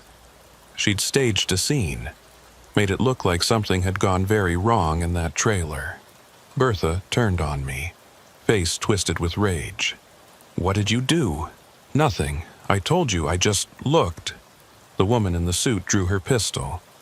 "Where are the dogs?" "Dogs? What dogs? I'm hauling strawberries." But my confusion must have seemed too real, because doubt crept into Bertha's eyes. She grabbed the tablet, made a call. "We have a situation," she said to whoever answered. "The cargo's been compromised. No, not stolen. Destroyed or escaped. There's blood everywhere. Yes, sir. Understood." She hung up, looked at the woman in the suit. "He's coming." Whoever he was, everyone seemed afraid of him. The three workers backed away from the trailer. The woman in the suit checked her pistol nervously. "You," Bertha pointed at me. "You're staying until he gets here." That's when the cavalry arrived. The sound came first. Engines, multiple vehicles approaching fast. Then lights, bright xenon beams cutting through the dusk. Not police lights, not yet, but the aggressive high beams of SUVs moving with purpose. Martinez and her team had arrived, but not the way I expected. They came in loud and obvious, 3 black SUVs roaring through the open gate, spreading out to block any exit. Doors flew open and agents poured out, weapons drawn but not aimed, badges now prominently displayed. It was theater, but effective theater. "Federal agents! Nobody move!" Bertha's hand went to her waistband but stopped when 3 laser sights appeared on her chest. The woman in the suit dropped her pistol, hands rising slowly. The 3 workers hit the ground without being asked, apparently experienced in this kind of situation. Martinez walked through the chaos like she owned it, which I guess she did. She looked different than she had at the way station. Harder, official, dangerous. "Bertha Crenshaw," she said, voice carrying across the lot. "You're under arrest for conspiracy to traffic controlled substances, animal cruelty, and about 15 other charges we'll figure out later." "I want a lawyer," Bertha said immediately. "You'll get one. After we have a conversation about your employer." That's when another vehicle arrived. A white van, unmarked, but somehow more ominous than the SUVs. It pulled up next to my truck and 2 people in hazmat suits got out. They climbed into my trailer with equipment I didn't recognize, started taking samples of the blood, photographing everything. Martinez walked over to me. "You okay?" "Define okay." "Fair point. You did good, Clarence. Stayed calm, played it smart. What happens now?" Now, we process this scene, arrest these people, and try to flip them before their boss realizes what happened. The one they called? The one they're afraid of? Her expression darkened. Yeah, him. We've been trying to identify him for 3 years. He runs the whole network, Miami to Atlanta, probably beyond. Never shows his face, always works through intermediaries like Bertha. Will he come here? Doubt it. He's too smart for that. But he'll send someone, and when he does, she smiled coldly. We'll be ready. One of her agents approached, whispered something in her ear. Her expression changed from confident to concerned. What do you mean, empty? She said, loud enough for me to hear. The agent gestured toward the trailer. The blood's real, canine for sure, but there's no drug residue, none, like the dogs were cut open but never filled. Martinez looked at me sharply. Tell me again what you saw. I went through it again. The 3 dogs, the surgical modifications, the tubes. She listened, frowning deeper with each detail. And you're sure they were carrying, the dogs were mules? I assumed. Why else would someone do that to them? She turned to her team. Sweep everything again. I want every inch of that trailer processed. While they worked, I stood there trying to make sense of it. Dogs cut open, but not carrying drugs. An elaborate smuggling operation with nothing to smuggle. It didn't add up. My phone, my real phone, rang. Unknown number. Answer it, Martinez said. Speaker. I did. Hello? Clarence. Male voice, calm, educated, with just a hint of southern accent. I understand there's been some confusion about your cargo. Martinez was gesturing frantically, mouthing, "Keep him talking." Who is this? I asked. Someone who's trying to resolve this situation peacefully. I believe federal agents are currently at your location. How did he know that already? Yeah, they're here. Good. Please hand your phone to Agent Martinez. Tell her Mr. White would like to speak with her. I looked at Martinez. Her face had gone pale. She took the phone with a steady hand that didn't match her expression. This is Martinez. Agent Martinez. The voice was amused now. You've been very persistent. 3 years of chasing shadows, and here we are. If you're calling to negotiate, I'm calling to inform you that you've made a mistake. Check the trailer again. Check what's really there. We did. Empty dogs, lot of blood, no drugs. Exactly, no drugs. Which means no crime, wouldn't you agree? Some disturbed individual mutilated animals and put them in a trailer. Horrible, yes. Federal crime, hardly. Animal cruelty across state lines is federal jurisdiction. If you can prove intent, if you can prove conspiracy, if you can prove anything beyond a single incident of animal abuse, can you? Martinez was quiet. I could see her mind working, recognizing the trap. The dogs were modified to carry drugs, she said finally. Were they? Or were they modified by someone with a sick fetish? Mental illness? Personal vendetta? You have no drugs, Agent Martinez. You have dead dogs and assumptions. We have Bertha. She'll talk. Bertha who? The loading supervisor who reported suspicious activity in a trailer and called authorities. Check her phone. Check her recent calls. I think you'll find she contacted your tip line about an hour ago. Martinez grabbed Bertha's phone from another agent, scrolled through it. Her face darkened further. You son of a bitch. Language, Agent Martinez. I'm simply pointing out that your case isn't what you thought. Bertha discovered something terrible, reported it, and you arrived to investigate. Everyone's doing their job. No conspiracy here.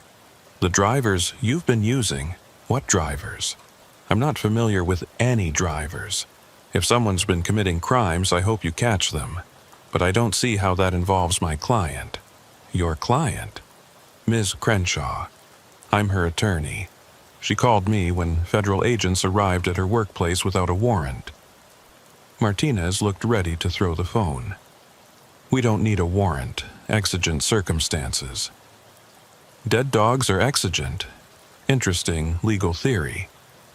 We'll explore it in court. In the meantime, I suggest you release my client unless you have actual evidence of an actual crime. The line went dead. Martinez stood there holding my phone, face twisted with frustration. He played us, she said quietly.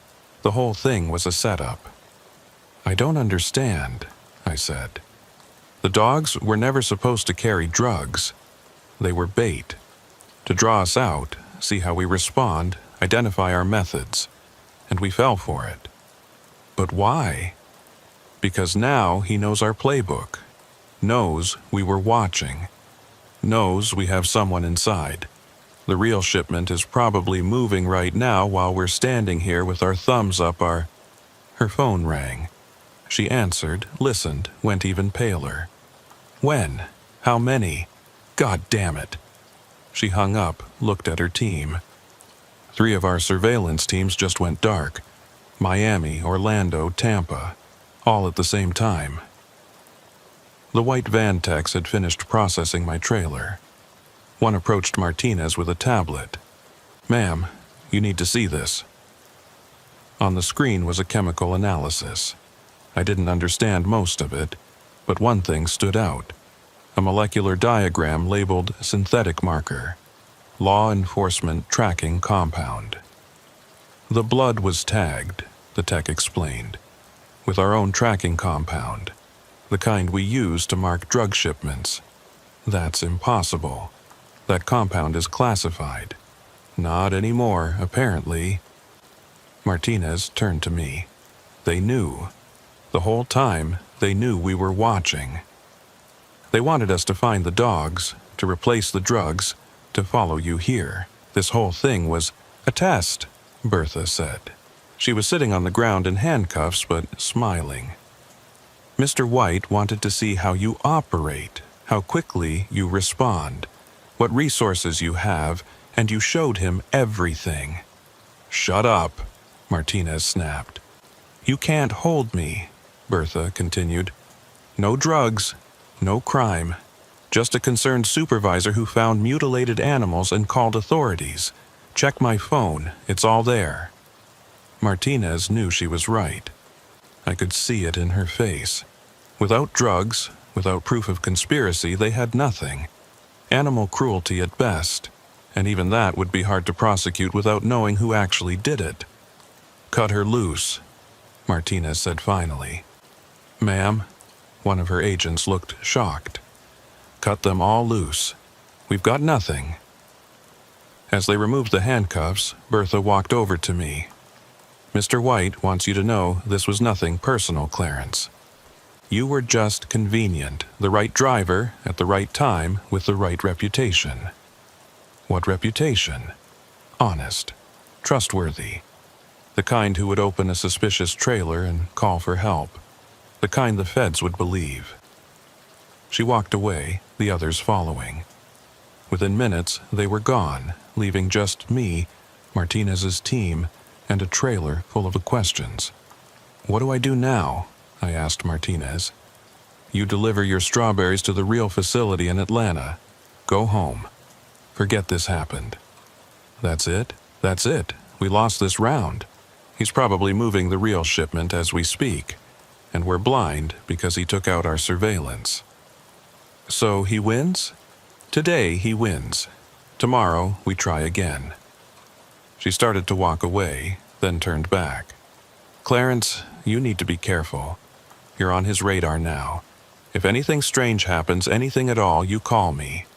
She handed me a card with just a number, no name. What about Horace? Is he in danger? We'll watch him. Watch you too for a while. But honestly, I don't think White will bother with you again. You served your purpose. They left me there with my truck and my legitimate load of strawberries that had been cover for an elaborate game I didn't understand.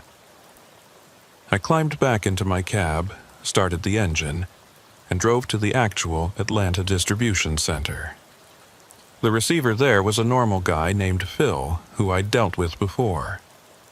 He checked the load, signed the paperwork, never mentioned anything unusual.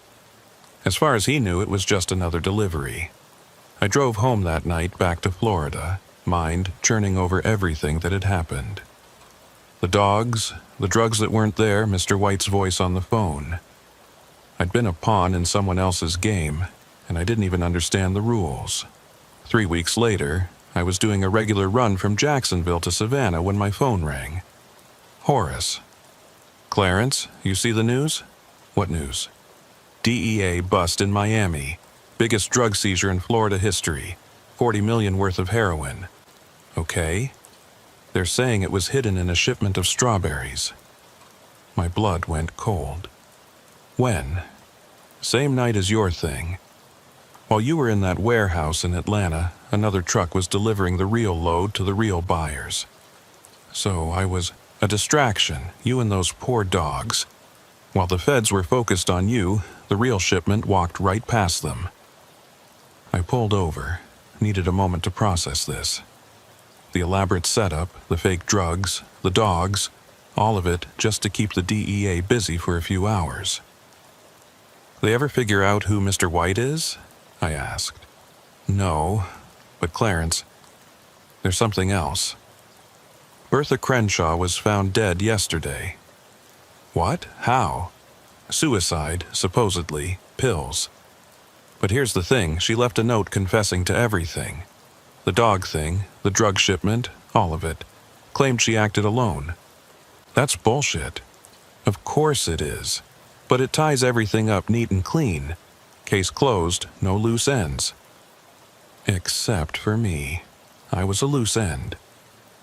That night I couldn't sleep. Kept thinking about those dogs. About Bertha. About Mr. White's calm voice on the phone. I'd survived. But I'd also been marked, identified, cataloged. I was in their system now, for better or worse. A month passed, then 2. Life returned to normal. Loads to haul, bills to pay, the endless rhythm of the road. I started to think maybe it really was over. Then I got a package.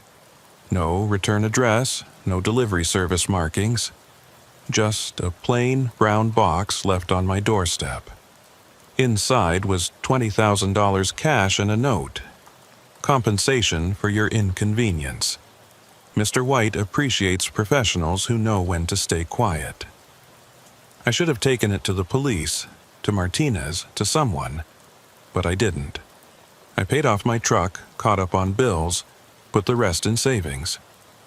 Blood money, maybe, but money nonetheless.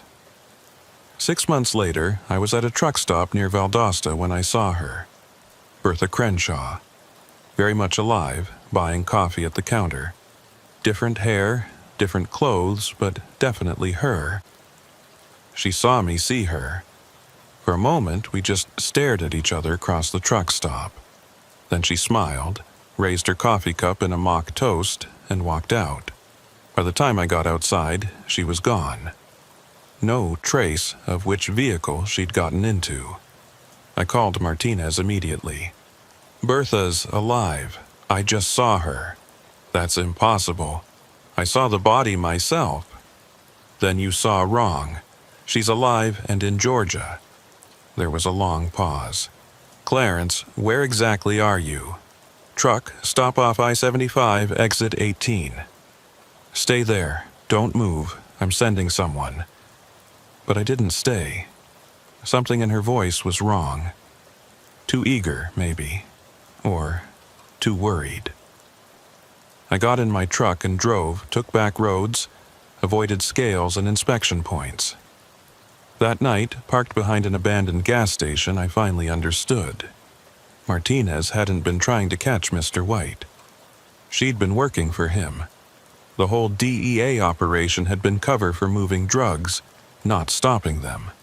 And I'd been useful to both sides, a convincing distraction for the real agents and a test for the corrupt ones. I thought about going to the FBI, the state police, someone. But with what proof? A story about dead dogs that were never found. A recording of a phone call that probably no longer existed. Cash that would make me look guilty rather than victimized. So I did the only thing I could do. I kept driving, changed companies, changed routes, avoided Florida for a while. But the road has a way of bringing you back to places you're trying to avoid. A year later, I was back on I-75, hauling legitimate cargo, when I stopped at the same way station where it all started. 3 a.m, same as before. The smell hit me as soon as I opened my door. Sweet, chemical, wrong. But this time it wasn't coming from my trailer. It was coming from the truck parked next to me. I could see the driver in his cab, slumped over the wheel. Young guy, maybe 25. I knocked on his door. No response. I called 911, reported a driver in distress. While waiting, I walked around his truck. The trailer doors were sealed, but I could hear something inside. Scratching. Whimpering. The ambulance arrived first, then the police. The driver was alive but unconscious, drugged, they said. When they cut the seal on his trailer, they found exactly what I expected. Hollowed-out cargo hiding black bags. But this time the dogs were still alive, still carrying, still salvageable. The cops took my statement, thanked me for calling it in. As I was leaving, one of them mentioned something that chilled me. "Lucky you found him.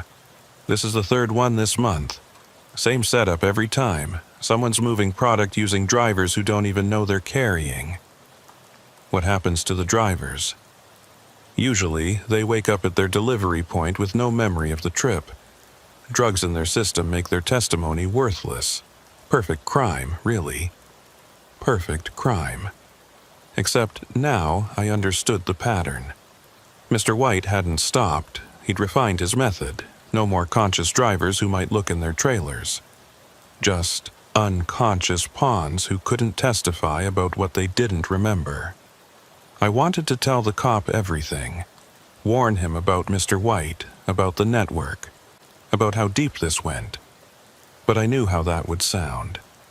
Conspiracy theorist trucker rambling about shadowy criminal masterminds. They'd either think I was crazy or worse, involved. So I kept my mouth shut and drove away. But I started keeping notes, documenting every suspicious truck I saw, every drugged driver found, every load of strawberries that smelled wrong, building a case file that might matter someday. Martinez called me once more 6 months after the way station incident. "Clarence, we need to talk." "No, we don't. You don't understand. Things have changed. Mr. White is..." I hung up. Changed my number the next day. Whatever game she was playing, I wanted no part of it. But the road keeps bringing you back. That's the thing about driving trucks. You cover the same ground over and over, see the same places, meet the same people. Eventually, your past catches up. It was another August night, 2 years after the original incident, when I found myself back in Plant City. Different company, different cargo, but the same industrial area where it all started. I was fueling up when a familiar face appeared at the pump behind me. Horace. But not the Horace I remembered. This one was thinner, older, worn down. "Clarence, been looking for you. I've been around, just not here. We need to talk. About that night, about what really happened. I know what happened. I was there." "No, you don't, not all of it." He looked around nervously. "They're still watching you, still tracking every load you haul." "Who? Mr. White?" "There is no Mr. White. Never was. It's a collective, a network. Different people playing the same role, using the same name. The voice you heard could have been anyone with a voice modulator." "How do you know this?" "Because I've been investigating. Ever since that night. Following the money, the shipments, the patterns. And I think I know how to stop them. But I need your help. I should have said no. Should have gotten in my truck and driven away. But Horace had saved me that night, brought help when I needed it. I owed him. What kind of help? One more run, one more load, but this time we control it. He explained his plan. It was insane, dangerous, probably illegal, but it might work. Use their own methods against them. Create another distraction, but this time to expose them, not hide them. You're asking me to risk everything, I said. I'm asking you to help me end this. These people destroyed my business, Clarence. After I helped you, they blacklisted me. No one will hire my drivers. No one will use my trucks. I'm bankrupt, living in my sister's garage. I'm sorry, Horace, I didn't know. Not your fault, but we can make it right, both of us. I thought about all the drugged drivers, all the dead dogs, all the drugs flowing through Florida hidden behind legitimate cargo. Thought about Mr. White's smug voice, Martinez's betrayal, Bertha's fake death. Okay, I said. Tell me what you need. The plan was simple in concept, complex in execution. I would pick up a load that Horace had identified as suspicious. Agricultural products from a new customer paying premium rates for quick delivery. Classic white network indicators, but this time we'd be ready. Hidden cameras in the trailer, GPS trackers on everything, and most importantly, a parallel truck running the same route with the same manifest. If they tried their shell game, we'd have proof. The pickup was scheduled for the following Friday night. Plant City again, because apparently the universe has a sense of humor, but not the same facility. This one was newer, supposedly cleaner. I arrived at midnight, paperwork in hand. The loading crew was different, but their behavior was familiar. Too efficient, too quiet, too careful to keep me away from the cargo. Just wait in the office, the supervisor said. Not Bertha, she was still dead, but a man with the same nervous energy. We'll handle everything. I waited, watching through the window as they loaded boxes labeled tropical fruit mix. The same sweet chemical smell was there, faint but unmistakable. They were using the same methods, probably the same drugs, definitely the same arrogance. When they finished, I did my walk around, pretending not to notice the extra seal on the trailer doors, the kind that would alert someone if it was broken. They wanted to know if I looked inside.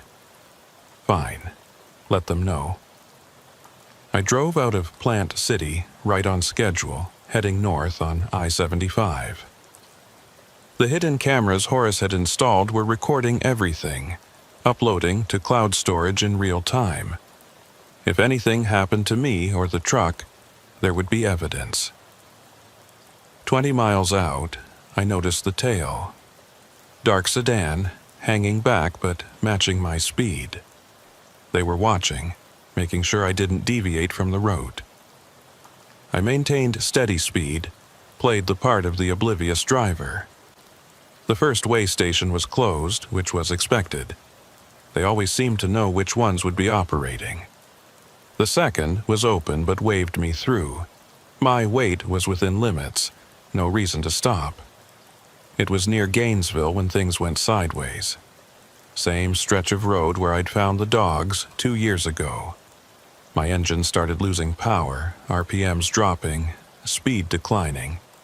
I hadn't touched anything, hadn't done anything wrong, but suddenly my truck was dying. I pulled over, hazards on, and waited. The sedan pulled over too, staying back but visible.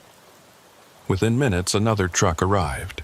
Same model as mine, same color, even the same company logo. The shell game was starting. The driver approached my cab. Young guy, nervous, sweating despite the cool night.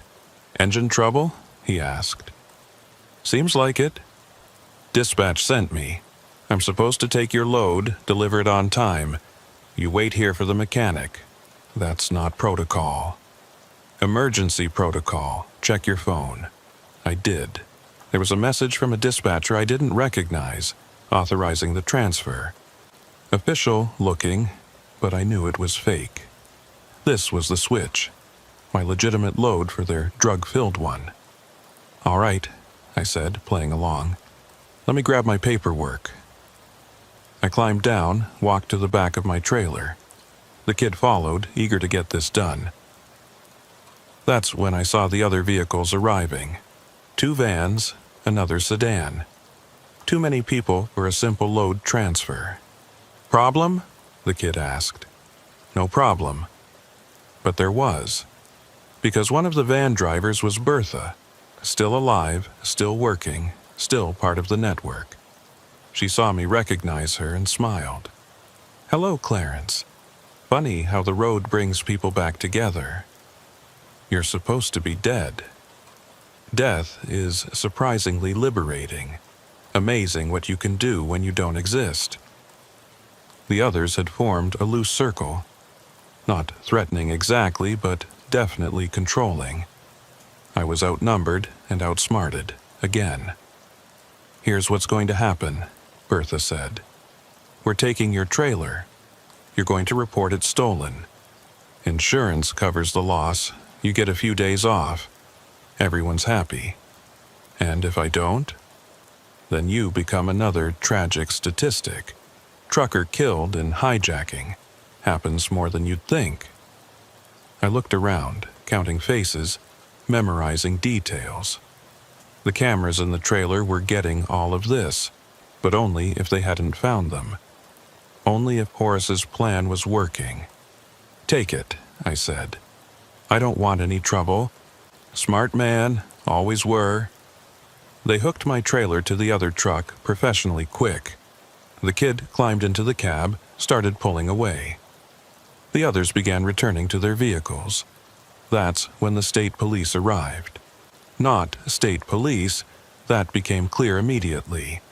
These vehicles had the look, but not the details. The light bars were aftermarket.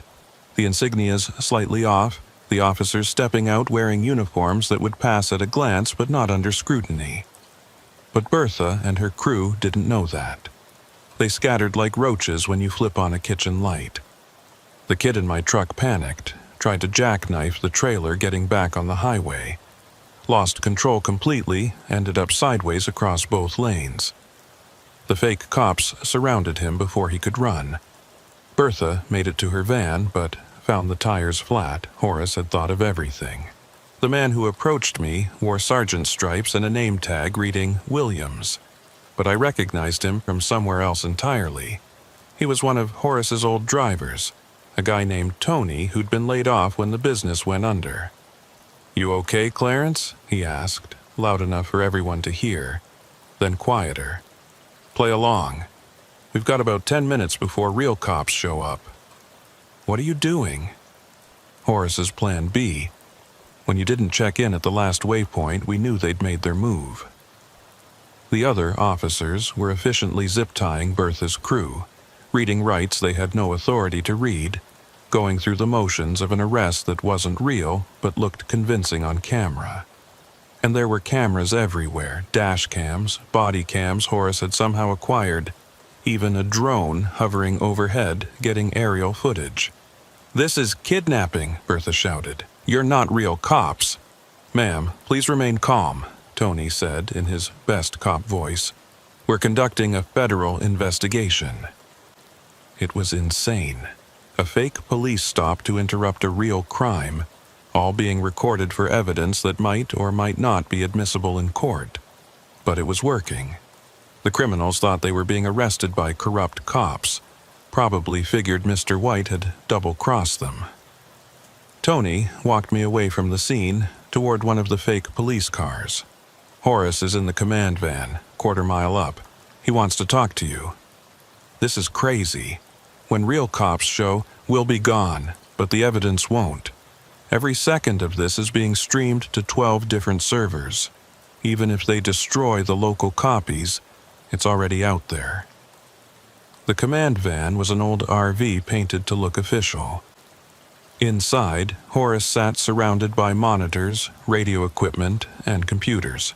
He looked better than he had at the gas station, energized, focused, alive with purpose. "Clarence, good to see you in one piece." "Horace, what the hell is this?" "Justice. The kind you don't get in courtrooms." He pointed to one of the monitors showing Bertha being questioned by Tony. "She's already talking, trying to make a deal. Doesn't know the cops are fake, spilling everything to save herself. This won't hold up in court. Doesn't need to. Once this video goes viral, once the media picks it up, real investigations will follow. Public pressure is more powerful than any prosecutor." On another monitor, I could see inside my trailer through the hidden cameras. The fake cops had opened it, revealing not just the expected drug packages but something else. Crates of weapons. Military grade, the kind that weren't supposed to be in civilian hands. "Jesus," I whispered. "Gets better," Horace said, switching to another feed. "That parallel truck I mentioned? It's been following your route exactly. And guess what it's carrying?" The screen showed the interior of another trailer. Bodies. At least 6 people, bound and gagged but alive, barely.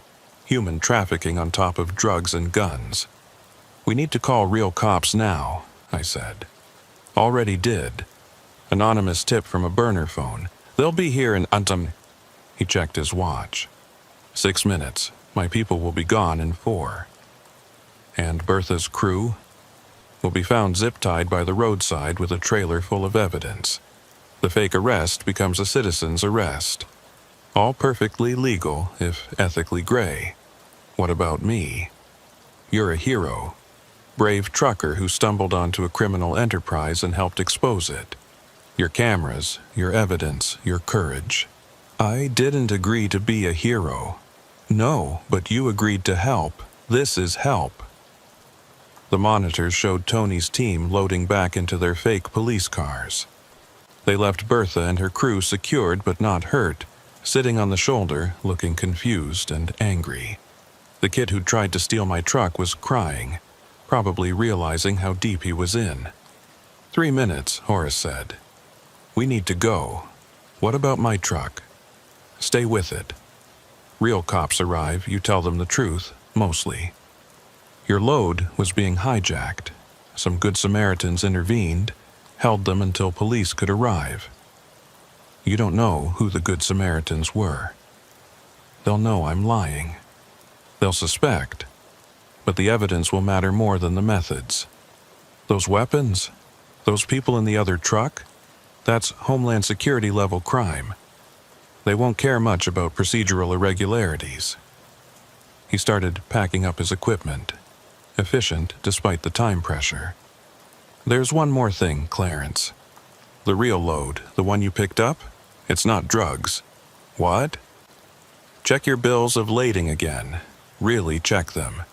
The serial numbers, the weights, the destinations." He handed me a folder before pushing me out of the van. "Real cops in 90 seconds. Get back to your truck.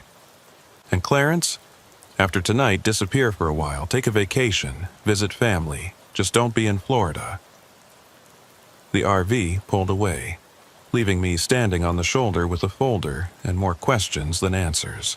I ran back to my truck, climbed into the cab just as the first real police car crested the hill, lights and sirens blaring. What followed was 6 hours of questioning, evidence processing, and controlled chaos. The cops found everything. The drugs, the weapons, the people in the parallel truck who turned out to be kidnapped migrants being sold into slavery. Bertha tried to claim she'd been illegally detained, but the video evidence was overwhelming. Her own words, captured in high definition, confessing to years of criminal activity. The detective questioning me was thorough but not suspicious. My story held up because it was mostly true. I'd been hauling legitimate cargo when criminals tried to hijack it. Citizens had intervened. I didn't know who they were, but was grateful. "Hell of a coincidence," the detective said. "These good Samaritans just happening to be here. Lucky, I guess. Very lucky. especially since this connects to 3 other ongoing investigations. This Bertha woman, she's been on our radar, but we could never prove anything. And now? Now we have her on video, admitting to murder, drug trafficking, human trafficking, weapons smuggling. She's looking at life without parole. What about Mr. White? The detective's expression changed. How do you know that name? I told him about the phone call 2 years ago, about Martinez, about everything I'd kept quiet. He listened, took notes, made calls. By dawn, I was talking to federal agents, real ones this time. The lead agent was a woman named Director Sarah, based out of Atlanta.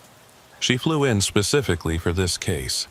Mr. Clarence, what you've described matches patterns we've been tracking for 5 years. This Mr. White network is something we've been trying to penetrate without success. Agent Martinez is missing, has been for 6 months. We suspect she was either killed or turned. Your information suggests the latter. So you knew about the corruption. We suspected, but suspicion isn't evidence. What happened tonight, what your friend Horace orchestrated, it's given us more actionable intelligence than 5 years of official investigation. Is he in trouble? For the fake cops thing? She smiled slightly. What fake cops?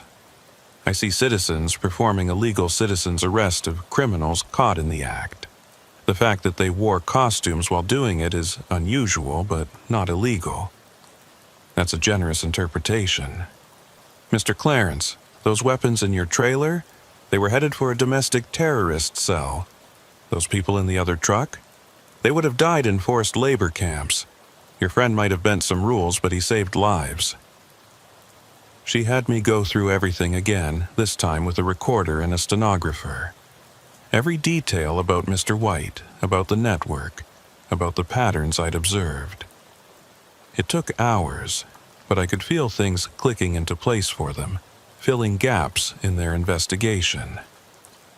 When we finally finished, Director Chen handed me a card.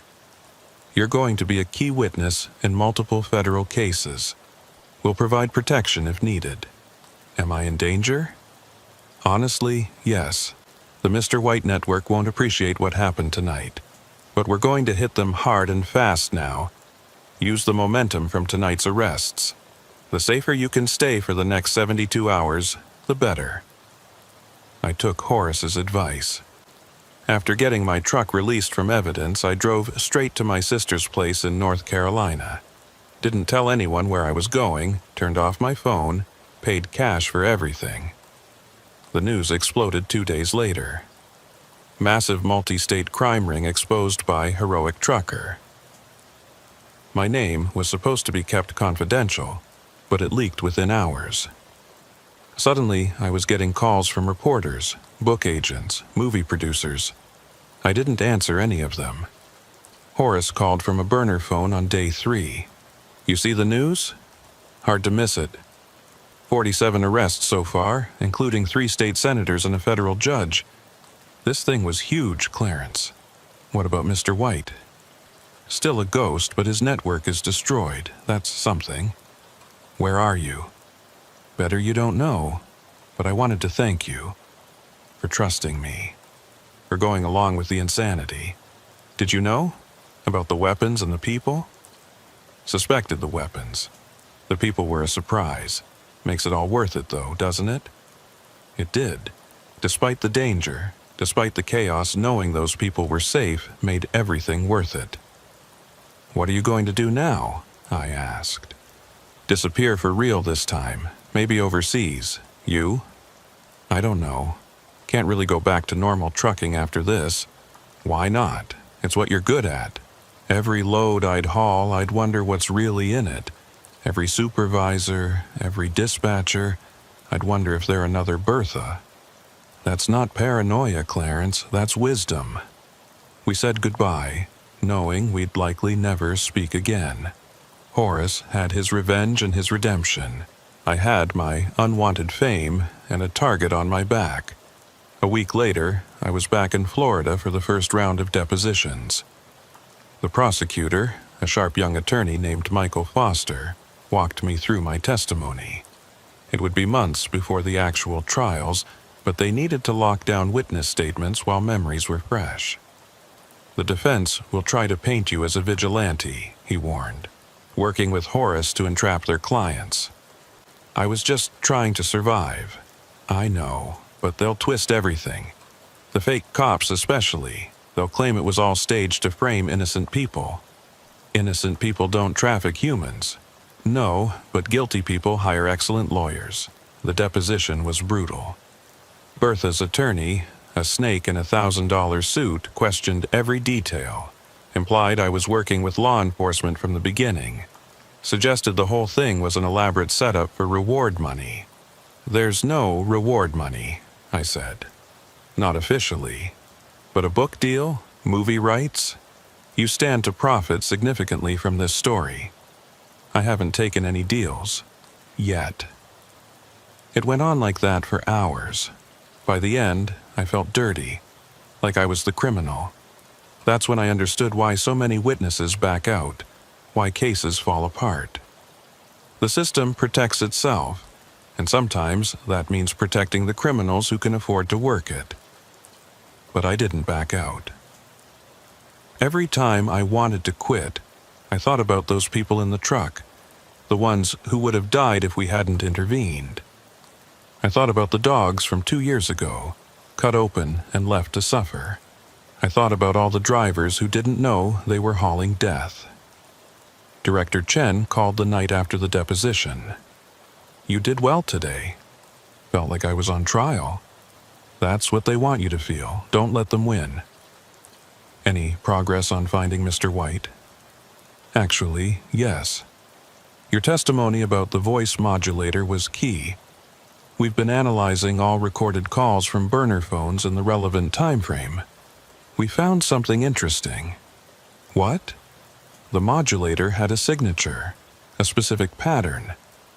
We've matched it to 12 different calls over 3 years. Always different numbers, different locations, but the same electronic signature. So you can track him. We can track the device, and we did.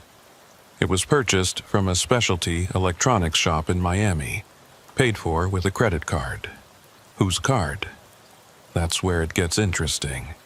The card belonged to a company called White Logistics Inc. Incorporated in Delaware, but the registered agent is a law firm in Miami. The same firm representing Bertha? No, but there are connections. Shell companies within shell companies, but we're unraveling it. How long?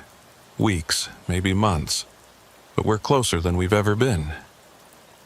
That night, I couldn't sleep. Kept thinking about the name. White Logistics. So obvious it was almost insulting. Mr. White had been hiding in plain sight, probably laughing at everyone looking for shadows when he was standing in the spotlight. 3 days later, I was hauling a legitimate load from Orlando to Jacksonville. Needed the money, needed the normalcy. When I noticed the tail, not subtle this time. Black SUV, riding close, wanting me to know they were there. I called 911, reported an aggressive driver. The dispatcher said they'd send a unit. The SUV backed off, but didn't disappear. They were sending a message. We know where you are. At the next rest stop, I found a note under my windshield wiper. You cost us money. Money must be repaid. With interest. No signature, but I knew who it was from.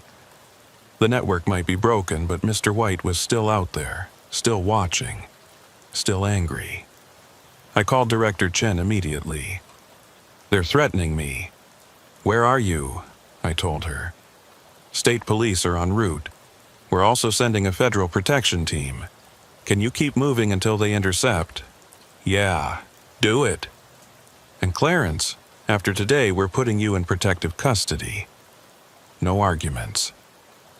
I wanted to argue, but the SUV was back, closer now.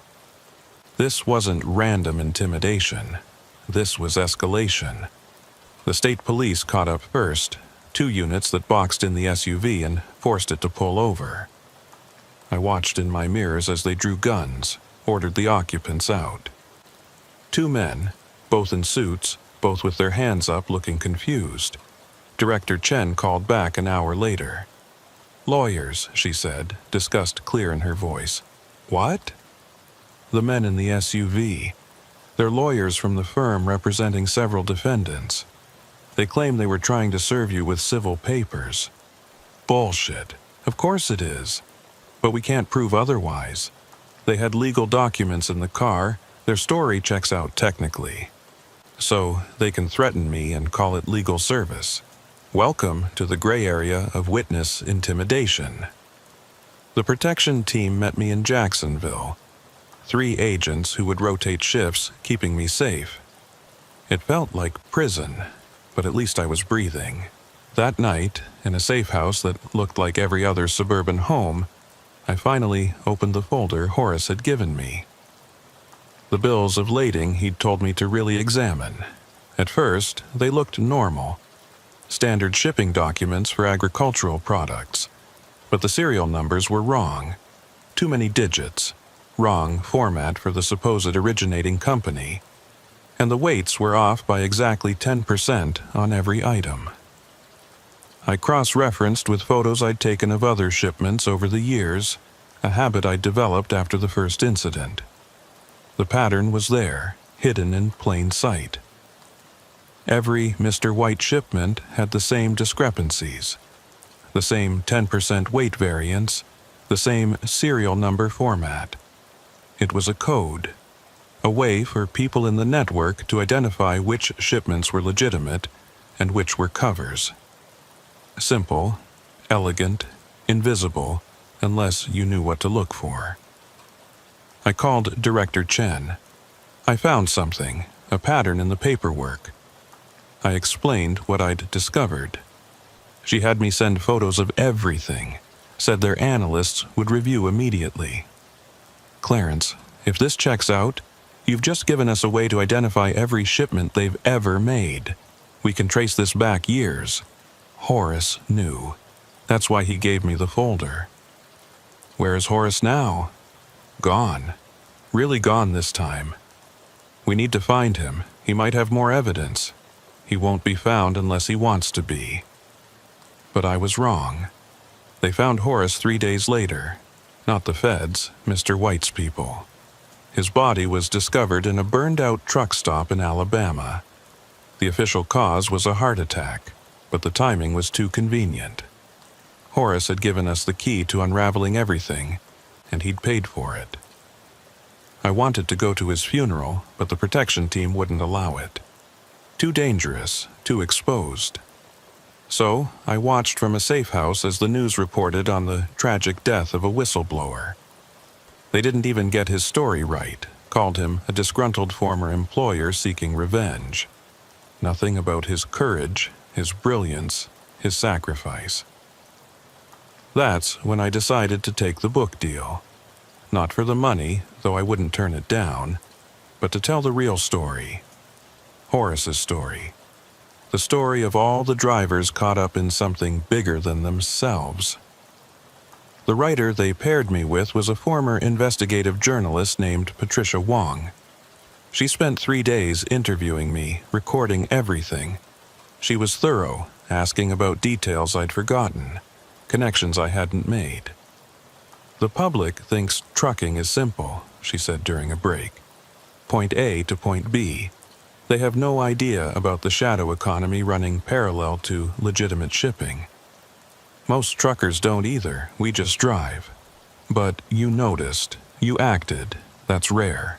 I got lucky. If I hadn't smelled those dogs, it wasn't luck, it was experience and instinct. You knew something was wrong and you investigated. Most people would have ignored it. Most people wouldn't have wanted the trouble. Exactly. That's what the criminals count on, the path of least resistance." She was right. The whole network had been built on the assumption that drivers would stay quiet, that loading supervisors would look the other way, that everyone would choose the easy path over the right one. A month into protective custody, Director Chen visited with news. We arrested him. Mr. White?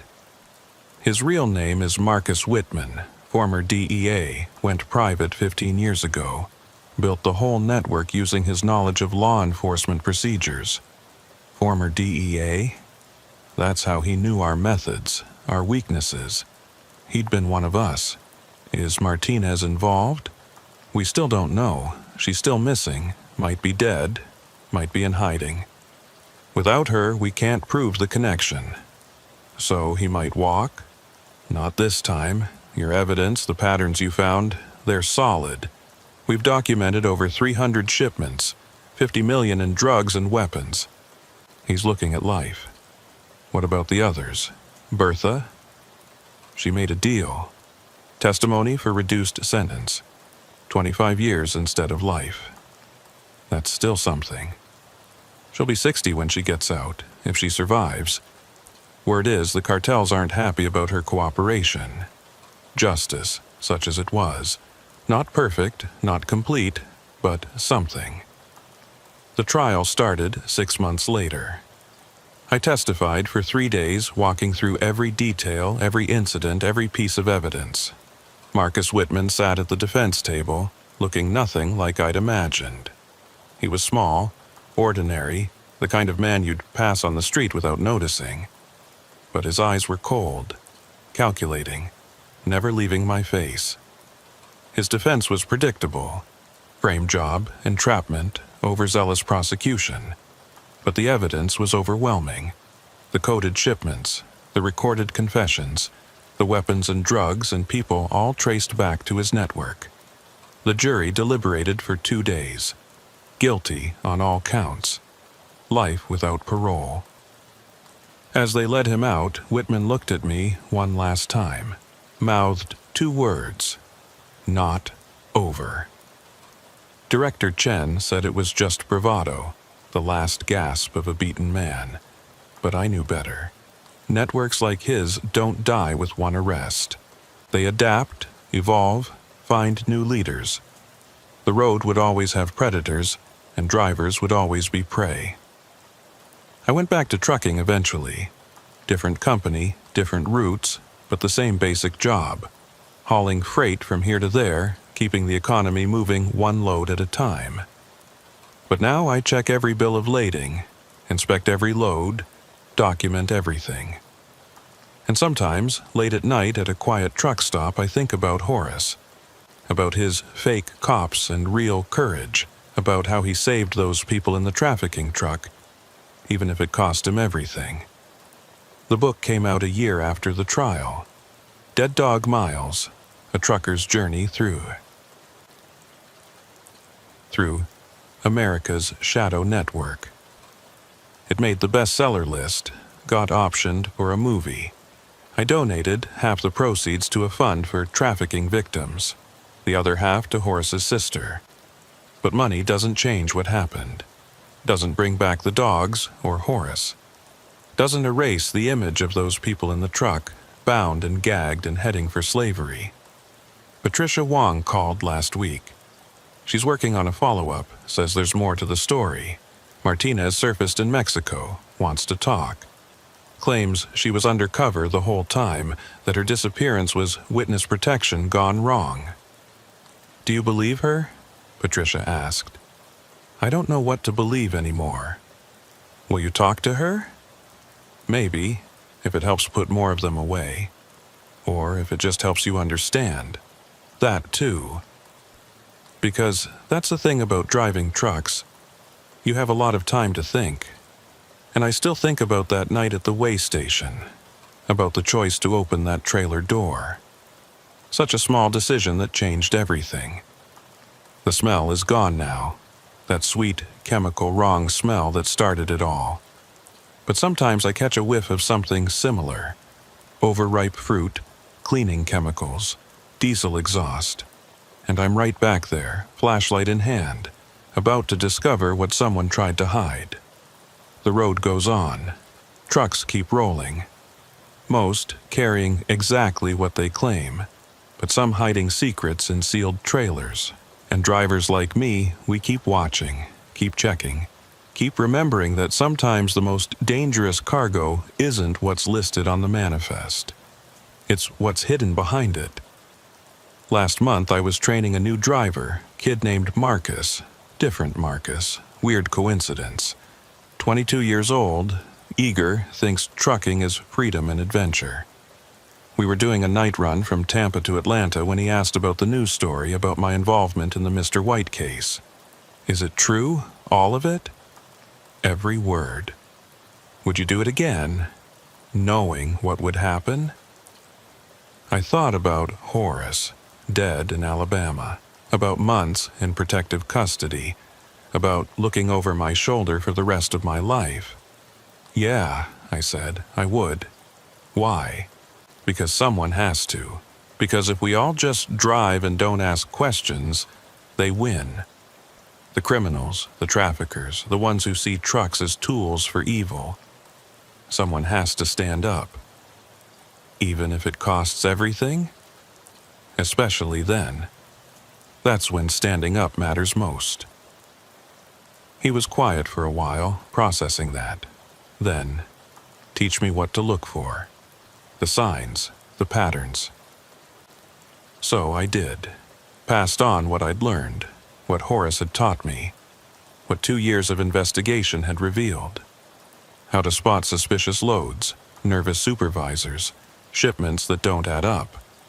How to document everything, who to call, when to walk away, and when to stand firm. But be careful, I warned. Once you start seeing it, you can't unsee it. The shadow network, the crimes hiding in plain sight. It changes you. Changed you for the better? Just changed. Better or worse doesn't really apply. I'm alive, I helped save people, I put criminals away. But I also lost my peace of mind, my anonymity, my friend. You calculate the cost yourself. We delivered that load without incident. Normal cargo to a normal warehouse with normal paperwork. The kid seemed almost disappointed. They're not all adventures, I told him. Mostly it's just driving. But when the moment comes, when you smell something wrong or see something suspicious, that's when you decide what kind of driver you're going to be. What kind are you? The kind who opens the trailer door. He nodded, understanding. Maybe he'd never face what I faced. Maybe he'd drive for 40 years without encountering anything more dangerous than bad weather and aggressive four-wheelers. Or maybe tomorrow he'd smell that sweet chemical wrong smell and have to make a choice. Either way, he'd be ready. Because that's what we owe to Horace. To those people in the trafficking truck. To every driver who's been used without knowing it. We owe them vigilance. We owe them courage. We owe them the willingness to open the door and face whatever's hidden inside. The road stretches on, endless and full of possibilities, both legitimate and criminal. I drive it with eyes wide open now, knowing that every load could be the one. Every shipment could hide secrets. Every mile could lead to another choice between easy silence and difficult truth. And somewhere out there, in boardrooms and warehouses, in truck stops and loading docks, the next network is forming. New criminals with new methods, new codes, new ways to exploit the system. They think they're smart, think they're invisible, think drivers are just tools to be used. They're wrong. We're watching now. We know the signs. We've learned the patterns. And when we smell something wrong, we open the door. The call came at 3 a.m, exactly 2 years after Marcus Whitman's conviction. I was sleeping in my truck at a rest stop outside Ocala, between runs, when the phone started buzzing. Director Chen's number, which was never good news at this hour. "Clarence, where are you exactly?" Her voice had that controlled panic I'd learned to recognize. Something bad had happened and I was somehow involved. "Rest stop, mile marker 341 on I-75, what's wrong?" "Whitman's dead." I sat up, instantly awake. "When? How?" 3 hours ago. Prison riot, supposedly. But Clarence, before he died, he made a phone call to a burner phone we've been tracking. And the phone's GPS shows it at your location. Right now. My blood went cold. I looked around the dark cab, then out at the dimly lit rest stop. A dozen trucks parked, could be anyone. I'm getting out of here. No, stay put. We have units converging. Whoever has that phone wanted you to know they're watching. If you run, we lose them. So I'm bait again? You're protected. Just sit tight. I locked my doors, grabbed the tire iron I still kept behind the seat, and waited. Through my mirrors, I could see the other trucks, silent and dark. Any one of them could be harboring Whitman's contact. Or maybe it wasn't a trucker at all. Maybe someone in a car, in the woods, in the rest stop building itself. 20 minutes felt like hours. Then I saw the lights. State police, FBI, a whole convoy screaming into the rest stop. They surrounded every vehicle, including mine. An agent I didn't recognize approached my door. "Mr. Clarence, Agent Thompson, we need you to come with us while we search." I climbed down, let them escort me to a command vehicle. Director Chen was on a screen inside, coordinating remotely from Atlanta. "We've narrowed the phone to a 50-foot radius," she said. "It's definitely here." They searched for 2 hours. Every truck, every car, every trash can. Finally, a young agent came running with an evidence bag. Inside was a cheap burner phone, duct-taped under a picnic table. "It's been here for hours," the agent said. "Maybe days. Timer activated to turn on at a specific time." "So, they're not here," I said. "No," Chen admitted, "but they wanted us to think they were. Clarence, there's something else. We found a message on the phone, audio recording." She played it. The voice was digitally altered, but the cadence was familiar. The same measured tone as the original Mr. White calls. "Hello, Clarence. If you're hearing this, Marcus is dead and you think you're safe. You're not. The network didn't die with him. It evolved. Every trucker you've trained, every pattern you've shared, every warning you've given. We've been listening, learning, adapting. The shadow network you exposed was version 1. Version 2 is already operational, and this time we know your playbook. Sleep well, hero. You've got more loads to haul." The recording ended. Everyone in the command vehicle was silent. "Empty threat," Thompson said finally. "Whitman's dead, his network's dismantled. This is just someone trying to scare you." But Chen looked worried. "Clarence, has anything unusual happened recently? Any suspicious loads, weird encounters?" I thought about it. There had been something, a week ago. A dispatcher I didn't recognize, offering premium rates for a rush job to Miami. I turned it down, bad feeling in my gut. "Maybe," I said, and told them about it. Chen had someone pull the records immediately. The dispatcher didn't exist, at least not officially. The company he'd claimed to represent had no record of the call. "They're testing you," she said, "seeing if you'll bite. Or warning me that they can reach me any time." The next few weeks were tense. Every load I hauled felt suspicious.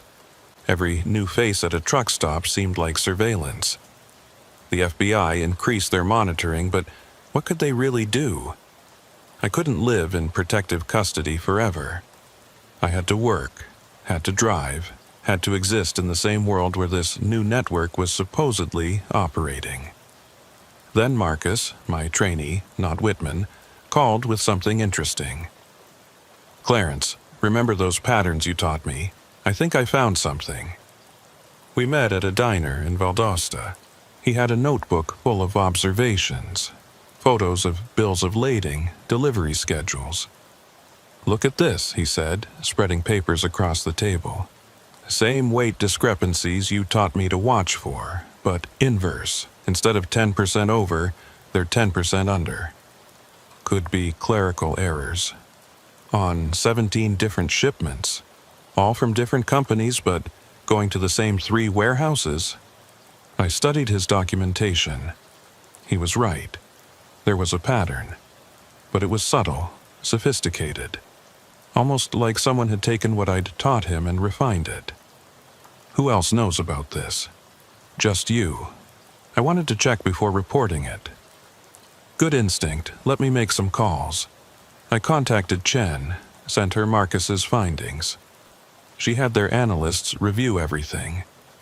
2 days later, she called back. Your protege might have uncovered something significant.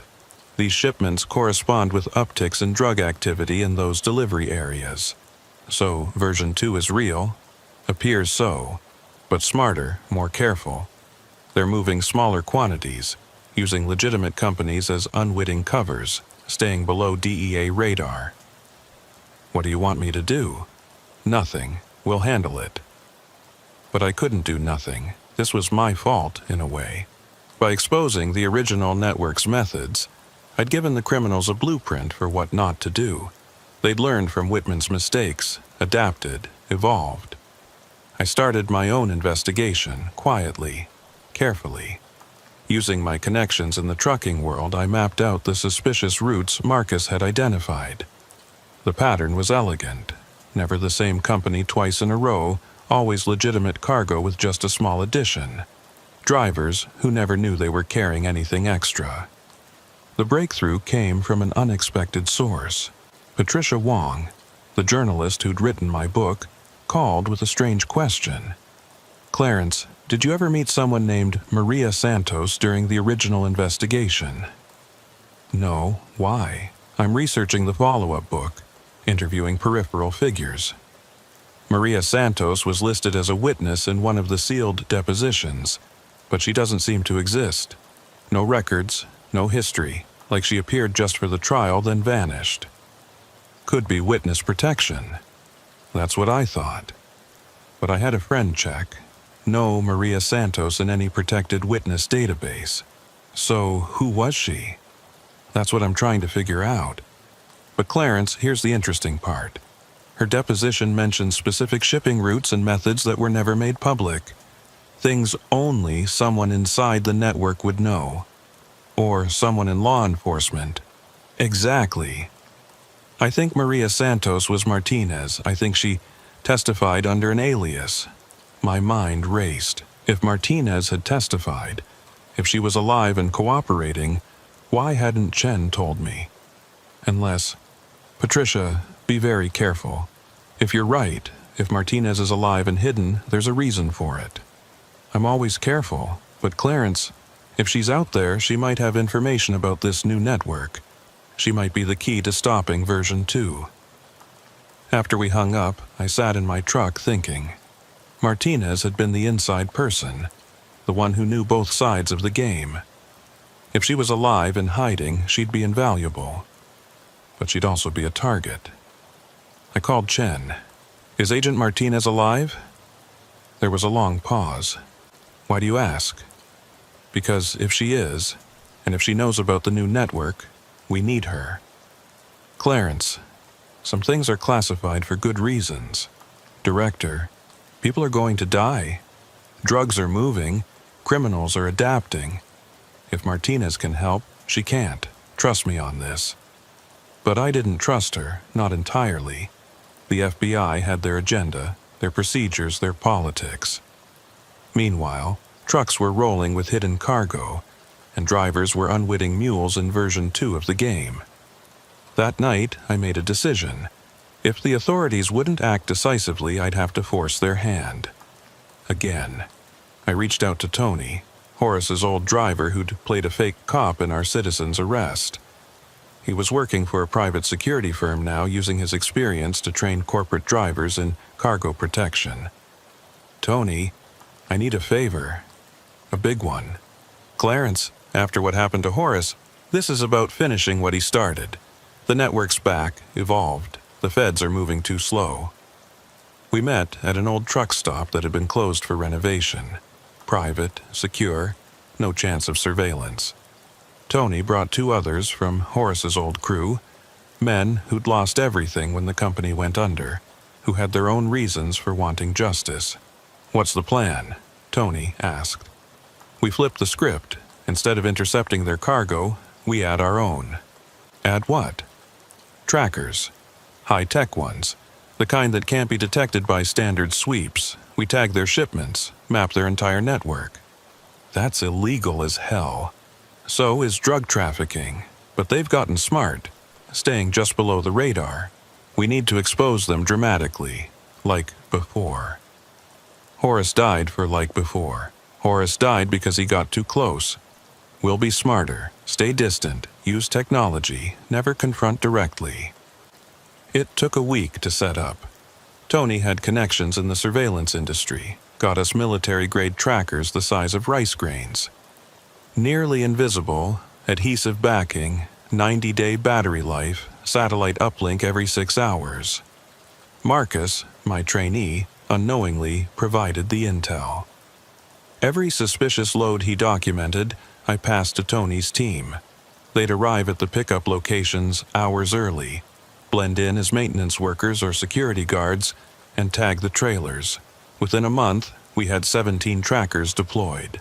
The data they sent back was revealing, seemingly random routes that, when overlaid, showed clear patterns. Convergence points, distribution hubs, a whole hidden infrastructure. But more importantly, we identified the drivers. Good people, honest truckers who had no idea they were being used. People like Carl Brennan, a 60-year-old owner-operator supporting 3 grandkids. Or Jennifer Wu, a young driver trying to pay off student loans.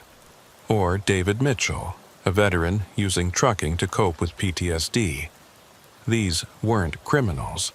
They were victims, potential fall guys if the network got exposed. Just like I'd been. I compiled everything into a report: maps, schedules, driver profiles, cargo manifests. But instead of giving it to Chen, I sent it to Patricia Wong. "This is explosive," she said when she called. "But I can't publish without verification." "Then verify it. You're an investigative journalist. Investigate." "Clarence, if this is accurate, we're talking about a nationwide conspiracy. Bigger than Whitman's network." "I know. Why not give this to the FBI?" "Because they'll sit on it. Build a case slowly. Let more drugs flow while they dot every I and cross every T. People are dying now. This needs exposure now." Patricia spent 2 weeks verifying everything. She was thorough, careful, professional. When she called back, her voice was different, excited but scared. "It's all true, every bit of it. And, Clarence, I found something else. The shell company running this new network? It's owned by a subsidiary of White Logistics, Inc. Whitman's old company? Supposedly dissolved after his arrest. But apparently someone bought the assets, including all the intellectual property. Guess who? Who? A company called Santos Shipping Solutions. CEO Maria Santos. My blood ran cold. Martinez wasn't in hiding. She wasn't cooperating. She'd taken over. "Patricia, you need to publish this immediately. I need one more confirmation. I've arranged to interview Maria Santos. She agreed. Probably thinks she can manipulate the story. That's too dangerous. I'll be in a public place, recorded, with backup. I'm not stupid, Clarence." But I was worried.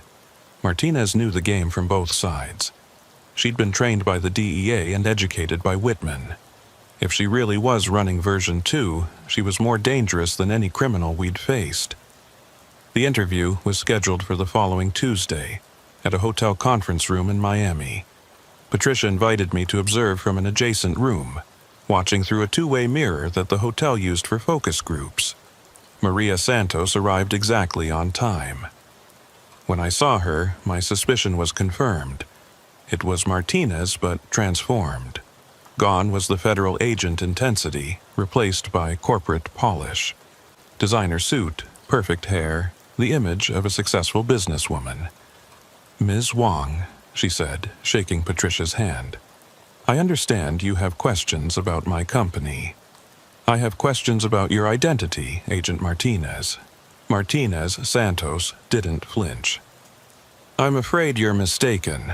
I'm Maria Santos, CEO of Santos Shipping Solutions. Here's my business license, incorporation documents, tax records." All forgeries, I was sure, but good ones. Patricia pressed on. "You match the description of a missing DEA agent involved in the Marcus Whitman case. Coincidence? Many people share similar features. You have detailed knowledge of shipping routes that were sealed in federal testimony. I've been in logistics for 15 years. Knowledge accumulates." It went on like that for an hour. Martinez deflecting, denying, always staying just on the right side of plausible. She was good, trained in interrogation resistance. Then Patricia played her ace. "I have a witness who can identify you as Agent Martinez." "Really? Who?" Patricia looked directly at the mirror, knowing I was behind it. This was the moment. Step forward and confront her, or stay hidden and safe. I made my choice. I walked into the conference room. Martinez's composure finally cracked just for a second, before the mask slipped back on. "Clarence, I heard you were writing books now." "Maria, or do you prefer Agent Martinez?" "I prefer Ms. Santos. As I've been explaining to Ms. Wong, she's confused about my identity." "Cut the act. I know who you are. I know what you're doing. Version 2 of Whitman's network, but smarter, more careful." She smiled, the cold smile I remembered from federal interrogation rooms. "That's quite an accusation. I hope you have proof." "We have 17 tracked shipments linking back to your company. Illegally tracked, without warrants. That won't hold up in court. It doesn't need to. Public opinion is a different kind of court." Patricia was recording everything, her phone visible on the table. Martinez saw it, calculated, made a decision. "Off the record?" she said. "No," Patricia replied immediately. "Then we're done here." Martinez stood to leave. "Bertha Crenshaw says hello," I said. Martinez stopped, turned slowly. "Bertha's in federal prison." "Not anymore?" "Early release, good behavior, new identity. She's very talkative about who really ran Whitman's network. Spoiler, it wasn't Whitman." This was a lie. Bertha was still in prison, would be for years. But Martinez didn't know that, and the doubt in her eyes was beautiful. "You're lying." "Am I? Want to bet your freedom on it?" She sat back down, reassessing. The confident CEO was gone, replaced by the cornered federal agent I'd seen at crime scenes. "What do you want?" "The truth," Patricia said. "On the record." "The truth?" Martinez laughed bitterly. "The truth is that the system is broken. The truth is that for every criminal you arrest, 3 more take their place. The truth is that I spent 10 years fighting a war we couldn't win. So you joined the other side. I took control. There's a difference. Explain it." Martinez looked at me, then at Patricia, then at the mirror as if wondering who else was watching. Then she started talking, not confessing exactly, but explaining, justifying, revealing. Whitman was an idiot, greedy, sloppy, violent. His network moved drugs that killed people, trafficked humans, sold weapons to terrorists. When I was undercover, I saw it all, and I saw how to do it better. Better? I couldn't hide my disgust. Cleaner. No violence, no trafficking, no weapons. Just pharmaceutical-grade products to willing buyers. Harm reduction, not harm creation. You're still moving drugs. I'm moving medicine that happens to be illegal. There's a difference. Tell that to the addicts. The addicts will get their drugs either way. At least mine are pure, measured, safe as illegal substances can be. Patricia was typing furiously, getting every word. You're admitting to running a drug network? I'm explaining a philosophical position about the failure of prohibition and the necessity of controlled distribution. That's semantic gymnastics. That's reality. You want the truth? The war on drugs is over. Drugs won. Now it's about damage control. Using innocent truckers as mules is damage control? No trucker carries more than they can claim ignorance about. Small amounts, hidden carefully. No federal trafficking charges if caught. Misdemeanors at worst. You've thought of everything. I learned from the best. Both sides of the law. What about Whitman's murder? Martinez's expression hardened. Marcus got greedy in prison, tried to run things from inside, stepped on the wrong toes. His death had nothing to do with me. But the timing was fortunate. His death created a power vacuum I was positioned to fill. You were planning this all along. I was surviving. When you're undercover that deep for that long, the lines blur.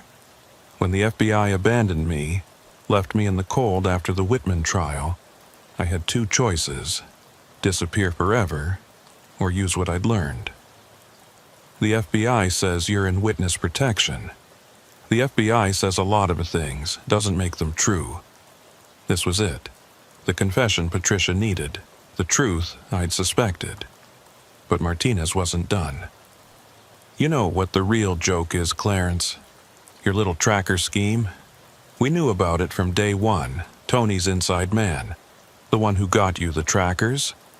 He works for me. My stomach dropped. Tony? Horace's trusted driver? You're lying. Check your bank records. Tony's been getting regular deposits from a subsidiary of Santos Shipping.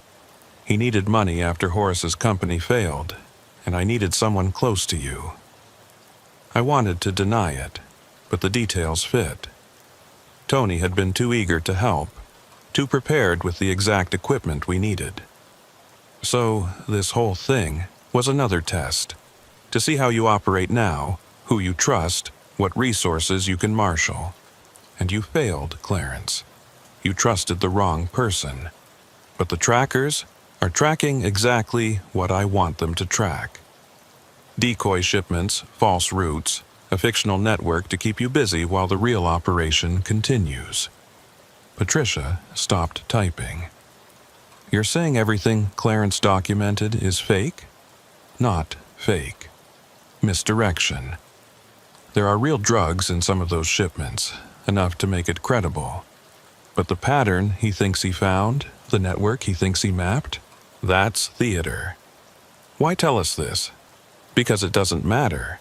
You can publish everything. Who will believe you? A disgraced ex-DEA agent who doesn't officially exist, running a drug network that may or may not be real, confessing to crimes that can't be proven? It's conspiracy theory fodder, nothing more. She stood again, smoothing her suit. This interview is over. Publish what you want. I'll deny everything, sue for libel, tie you up in court for years. Meanwhile, business continues. People are dying, I said. Fewer than before. That's the best we can hope for in this business. She walked out, leaving Patricia and me in stunned silence. We had everything on recording. Her admission, her justification, her threats. But she was right. Without corroboration, without hard evidence, it was just talk.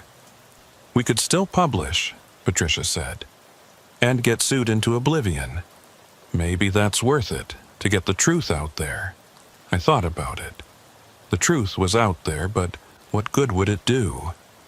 Martinez had planned for this, prepared for exposure. She'd survive the scandal, maybe even thrive on it. Meanwhile, Patricia would be destroyed, and I'd be back to looking over my shoulder. No, I said finally. We need more. Real evidence, not just words. How? I don't know. But there has to be a way. That night, I called Tony. Needed to know if Martinez had been telling the truth about him. Clarence, I can explain, so it was true. The betrayal hit harder than I expected. How long? 6 months. After Horace died, I was broke. Kids to feed, bills piling up. She offered me a job, just information, nothing harmful. Information about me, about your movements, your contacts. I swear I didn't know about the trackers being compromised until I hung up. Another friend turned enemy, or at least turned neutral in a war that didn't allow neutrality. But Tony had inadvertently given me an idea. If Martinez had inside people, maybe I could develop my own. Someone in her organization who might be convinced to flip. I started with the drivers Marcus had identified, the unwitting mules. Jennifer Wu was my best bet. Young, idealistic, the type who'd gone into trucking for the freedom but found only exploitation. I arranged to run into her at a truck stop in Macon. Made it seem casual, just 2 drivers talking over coffee. Slowly, carefully, I led the conversation toward suspicious loads, weird cargo, things that didn't add up. Actually, she said, lowering her voice, I've been wondering about some of my recent hauls. The weights are off, and there's this supervisor who always insists on loading my trailer himself. What's his name? Rodriguez. Acts nervous, always checking his phone. Last week, I saw him slip something into my trailer after the regular cargo was loaded. Did you report it? To who? The company says he's reliable. The cops would think I'm paranoid. And I need this job. What if I told you Rodriguez works for a drug network? That you've been carrying illegal cargo without knowing it? Her face went pale. You're serious. Dead serious. And if they get caught, you'll take the fall. But I didn't know it. Try explaining that to a federal judge. I told her everything. Whitman, Martinez, the evolution of the network. Her hands shook as she absorbed it. What do I do? Help me expose them, document everything Rodriguez does. Video if possible. Get evidence that can't be denied or explained away. That's dangerous. So is carrying drugs. At least this way you're on the right side when it falls apart. She agreed reluctantly. Over the next month, Jennifer became my inside eye. She documented Rodriguez's activities, recorded conversations, even managed to photograph him placing packages in her trailer. But the real breakthrough came from an unexpected source. Bertha Crenshaw reached out through her lawyer. She wants to talk, the lawyer said, in person. Says she has information about Maria Santos that you need to hear. The meeting was arranged at the federal prison where Bertha was serving her sentence. She looked older, harder, but also somehow clearer. Prison had stripped away the pretense. Clarence, she said when I sat down across from her. Thanks for coming. What do you want, Bertha? Revenge. Martinez sold me out, let me take the fall while she took over the operation. I thought we were partners. You were both criminals. True, but there are rules, even among criminals. She broke them. So I kept insurance. Documents, recordings, proof that Martinez was running things from inside the DEA. I hid them before my arrest. Where? First, I want a deal. Reduced sentence, minimum security, protection from her people. I can't promise that. Then get someone who can.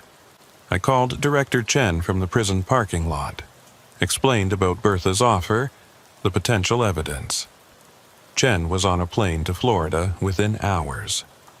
The negotiation took 2 days. Bertha's lawyer pushed hard, but the promise of evidence against Martinez was too valuable to pass up.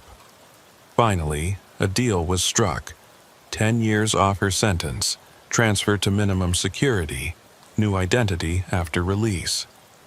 Bertha gave up the location, a storage unit in Ocala, paid up for 5 years in advance under an alias. Chen's team retrieved everything. Recordings of Martinez discussing operations while still supposedly a federal agent. Financial records showing payments from Whitman's organization to accounts Martinez controlled. Even video of Martinez meeting with cartel representatives. "This is it," Chen said, reviewing the evidence. "This proves she was dirty from the beginning. So arrest her. It's not that simple. She's built legal buffers, jurisdictional challenges. We need to be strategic." "How long?" "Weeks, maybe months. People are dying while you strategize. And more will die if we move too fast and she escapes. Trust the process, Clarence." But I was tired of trusting processes, tired of strategic patience while drugs flowed and innocent drivers were used. So I made a decision that would either end this or end me. I called Martinez directly. She answered on the second ring. "Clarence, I wondered when you'd call. We need to meet privately." "That sounds like a trap." "No trap, just a conversation. You and me figuring out how this ends. It ends with you accepting reality. The network exists because demand exists. Remove me. Someone else takes over. It's evolutionary. Maybe, but maybe not. Meet me and we'll discuss it." She agreed, surprisingly. Set the location herself, a public park in Tampa, middle of the day, plenty of witnesses. Smart, safe, or so she thought. I arrived early, sat on a bench overlooking the water. When Martinez appeared, she looked different, tired, stressed, the weight of running a criminal empire showing. "You look like hell," I said.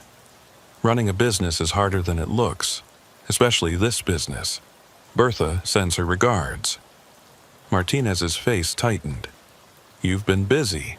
So has Director Chen. Amazing what Bertha kept hidden.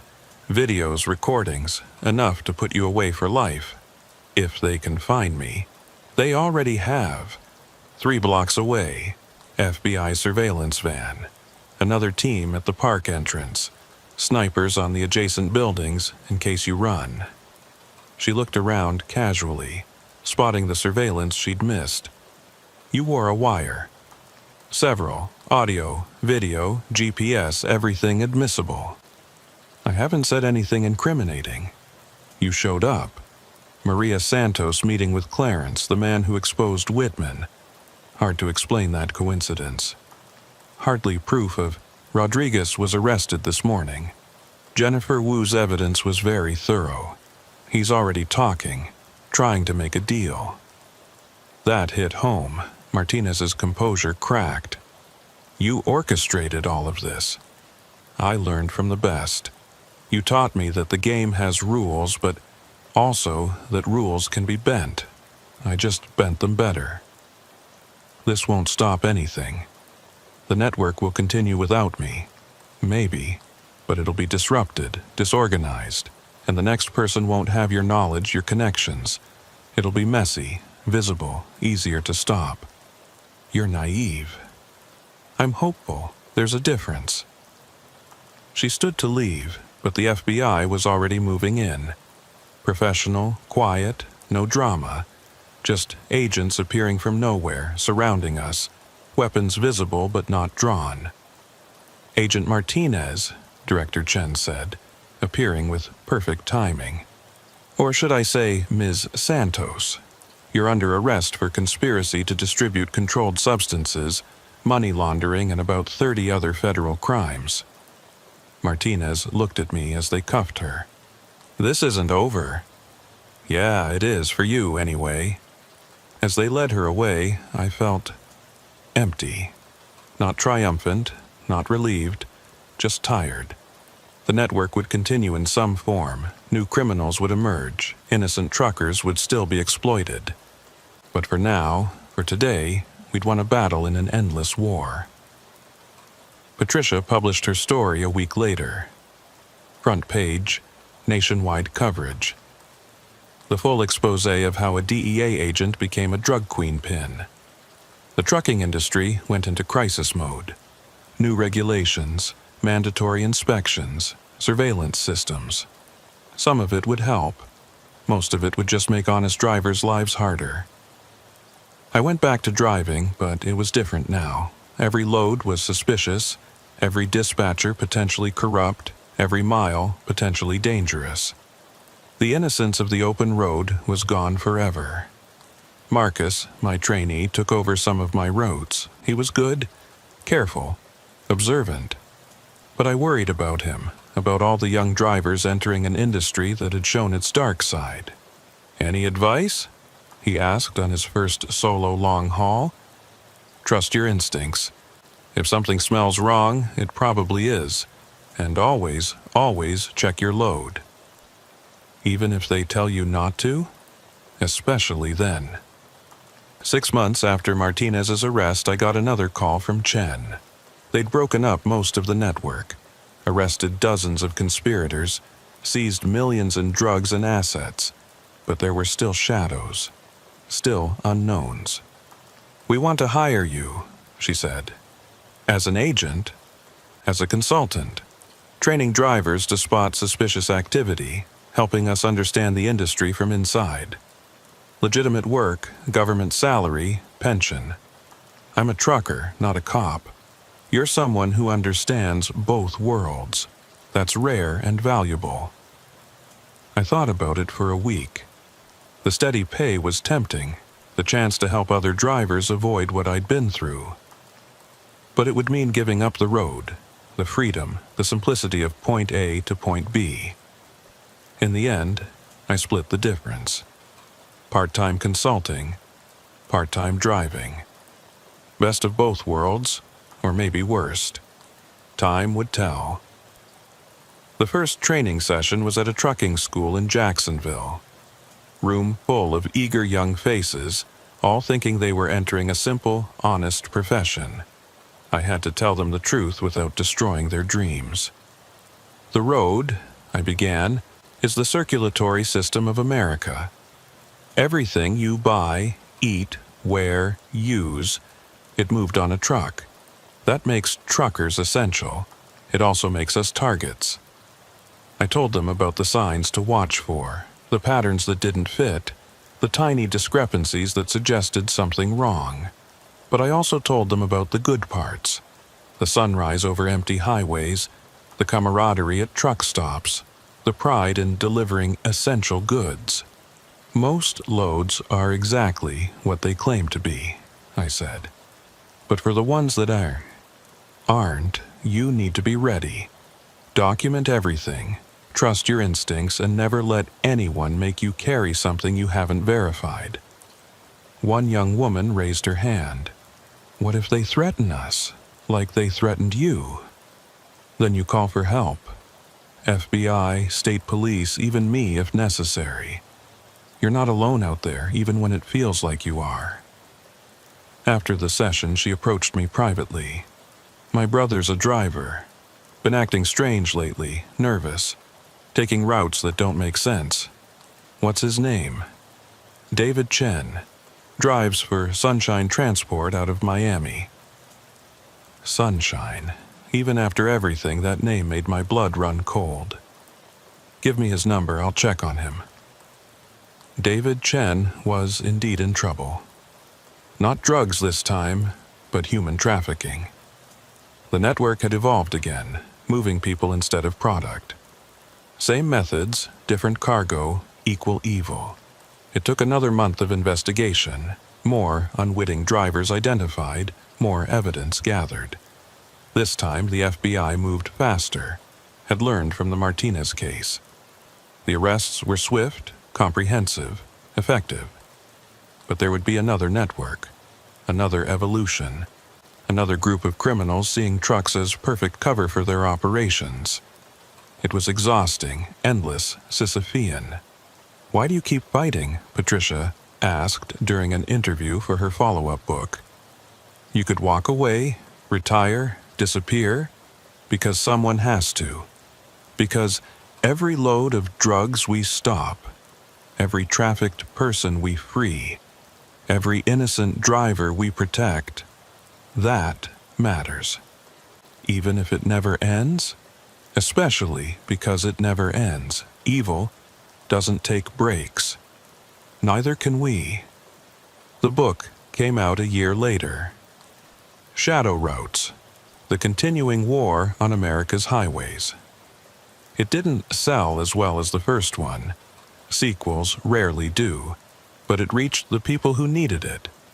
Drivers, dispatchers, law enforcement, the ones on the front lines. I still drive sometimes. Not as much, not as far, but enough to keep my finger on the pulse of the industry. Last week, I picked up a load of strawberries from Plant City. Legitimate cargo, verified and clean. But I still checked it 3 times, still documented everything. Still felt that familiar tension until delivery was complete. Because that's the thing about the Shadow Network. It's not one organization, but an idea. The idea that trucks are vulnerable, drivers are expendable, and crime can hide in plain sight on America's highways. As long as that idea exists, someone will try to exploit it. So I keep driving, keep watching, keep teaching others to do the same. It's not much, maybe, but it's something. And sometimes in this business, something is everything. The other day, a young driver flagged me down at a rest stop. Said he'd read my books, attended my training, spotted something suspicious in his load. What should I do? He asked. I gave him Chen's number, told him to document everything, walked him through the process. Turned out he'd stumbled onto a weapons smuggling ring, automatic rifles hidden in furniture shipments. His vigilance probably saved lives. Thanks, he said after the FBI took over, for teaching us to look. Thank Horace, I said. He's the one who taught me. Because that's how it works. Knowledge passed from driver to driver, generation to generation. The criminals evolve, but so do we. They get smarter, we get warier. It's an arms race on 18 wheels, and the stakes are everything. I think about Horace often. What he'd make of all this, the networks we've exposed, the lives we've saved. I think he'd be proud, but not satisfied. Never satisfied. Because the road goes on, the trucks keep rolling, and somewhere out there someone's planning the next evolution of the Shadow Network. But we'll be ready. We're always ready now. Watching, documenting, refusing to be blind mules in someone else's crime. The road might be dangerous, but it's our road, and we'll be damned if we let them take it from us. The sun's setting now as I write this, painting the sky over the truck stop in shades of orange and pink.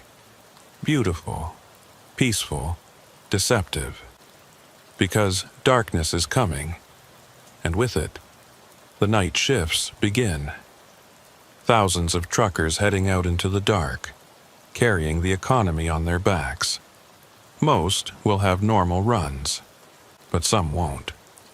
Some will smell that sweet chemical wrong smell, find that extra weight, spot that nervous supervisor, and because of what we've learned, what we've shared, what we've survived, they'll know what to do. They'll open the trailer door, and whatever they find, whatever horror or crime or conspiracy awaits, they won't face it alone, because we're all connected now, all watching, all ready to stand up and say no. Not in my truck, not on my watch, not anymore.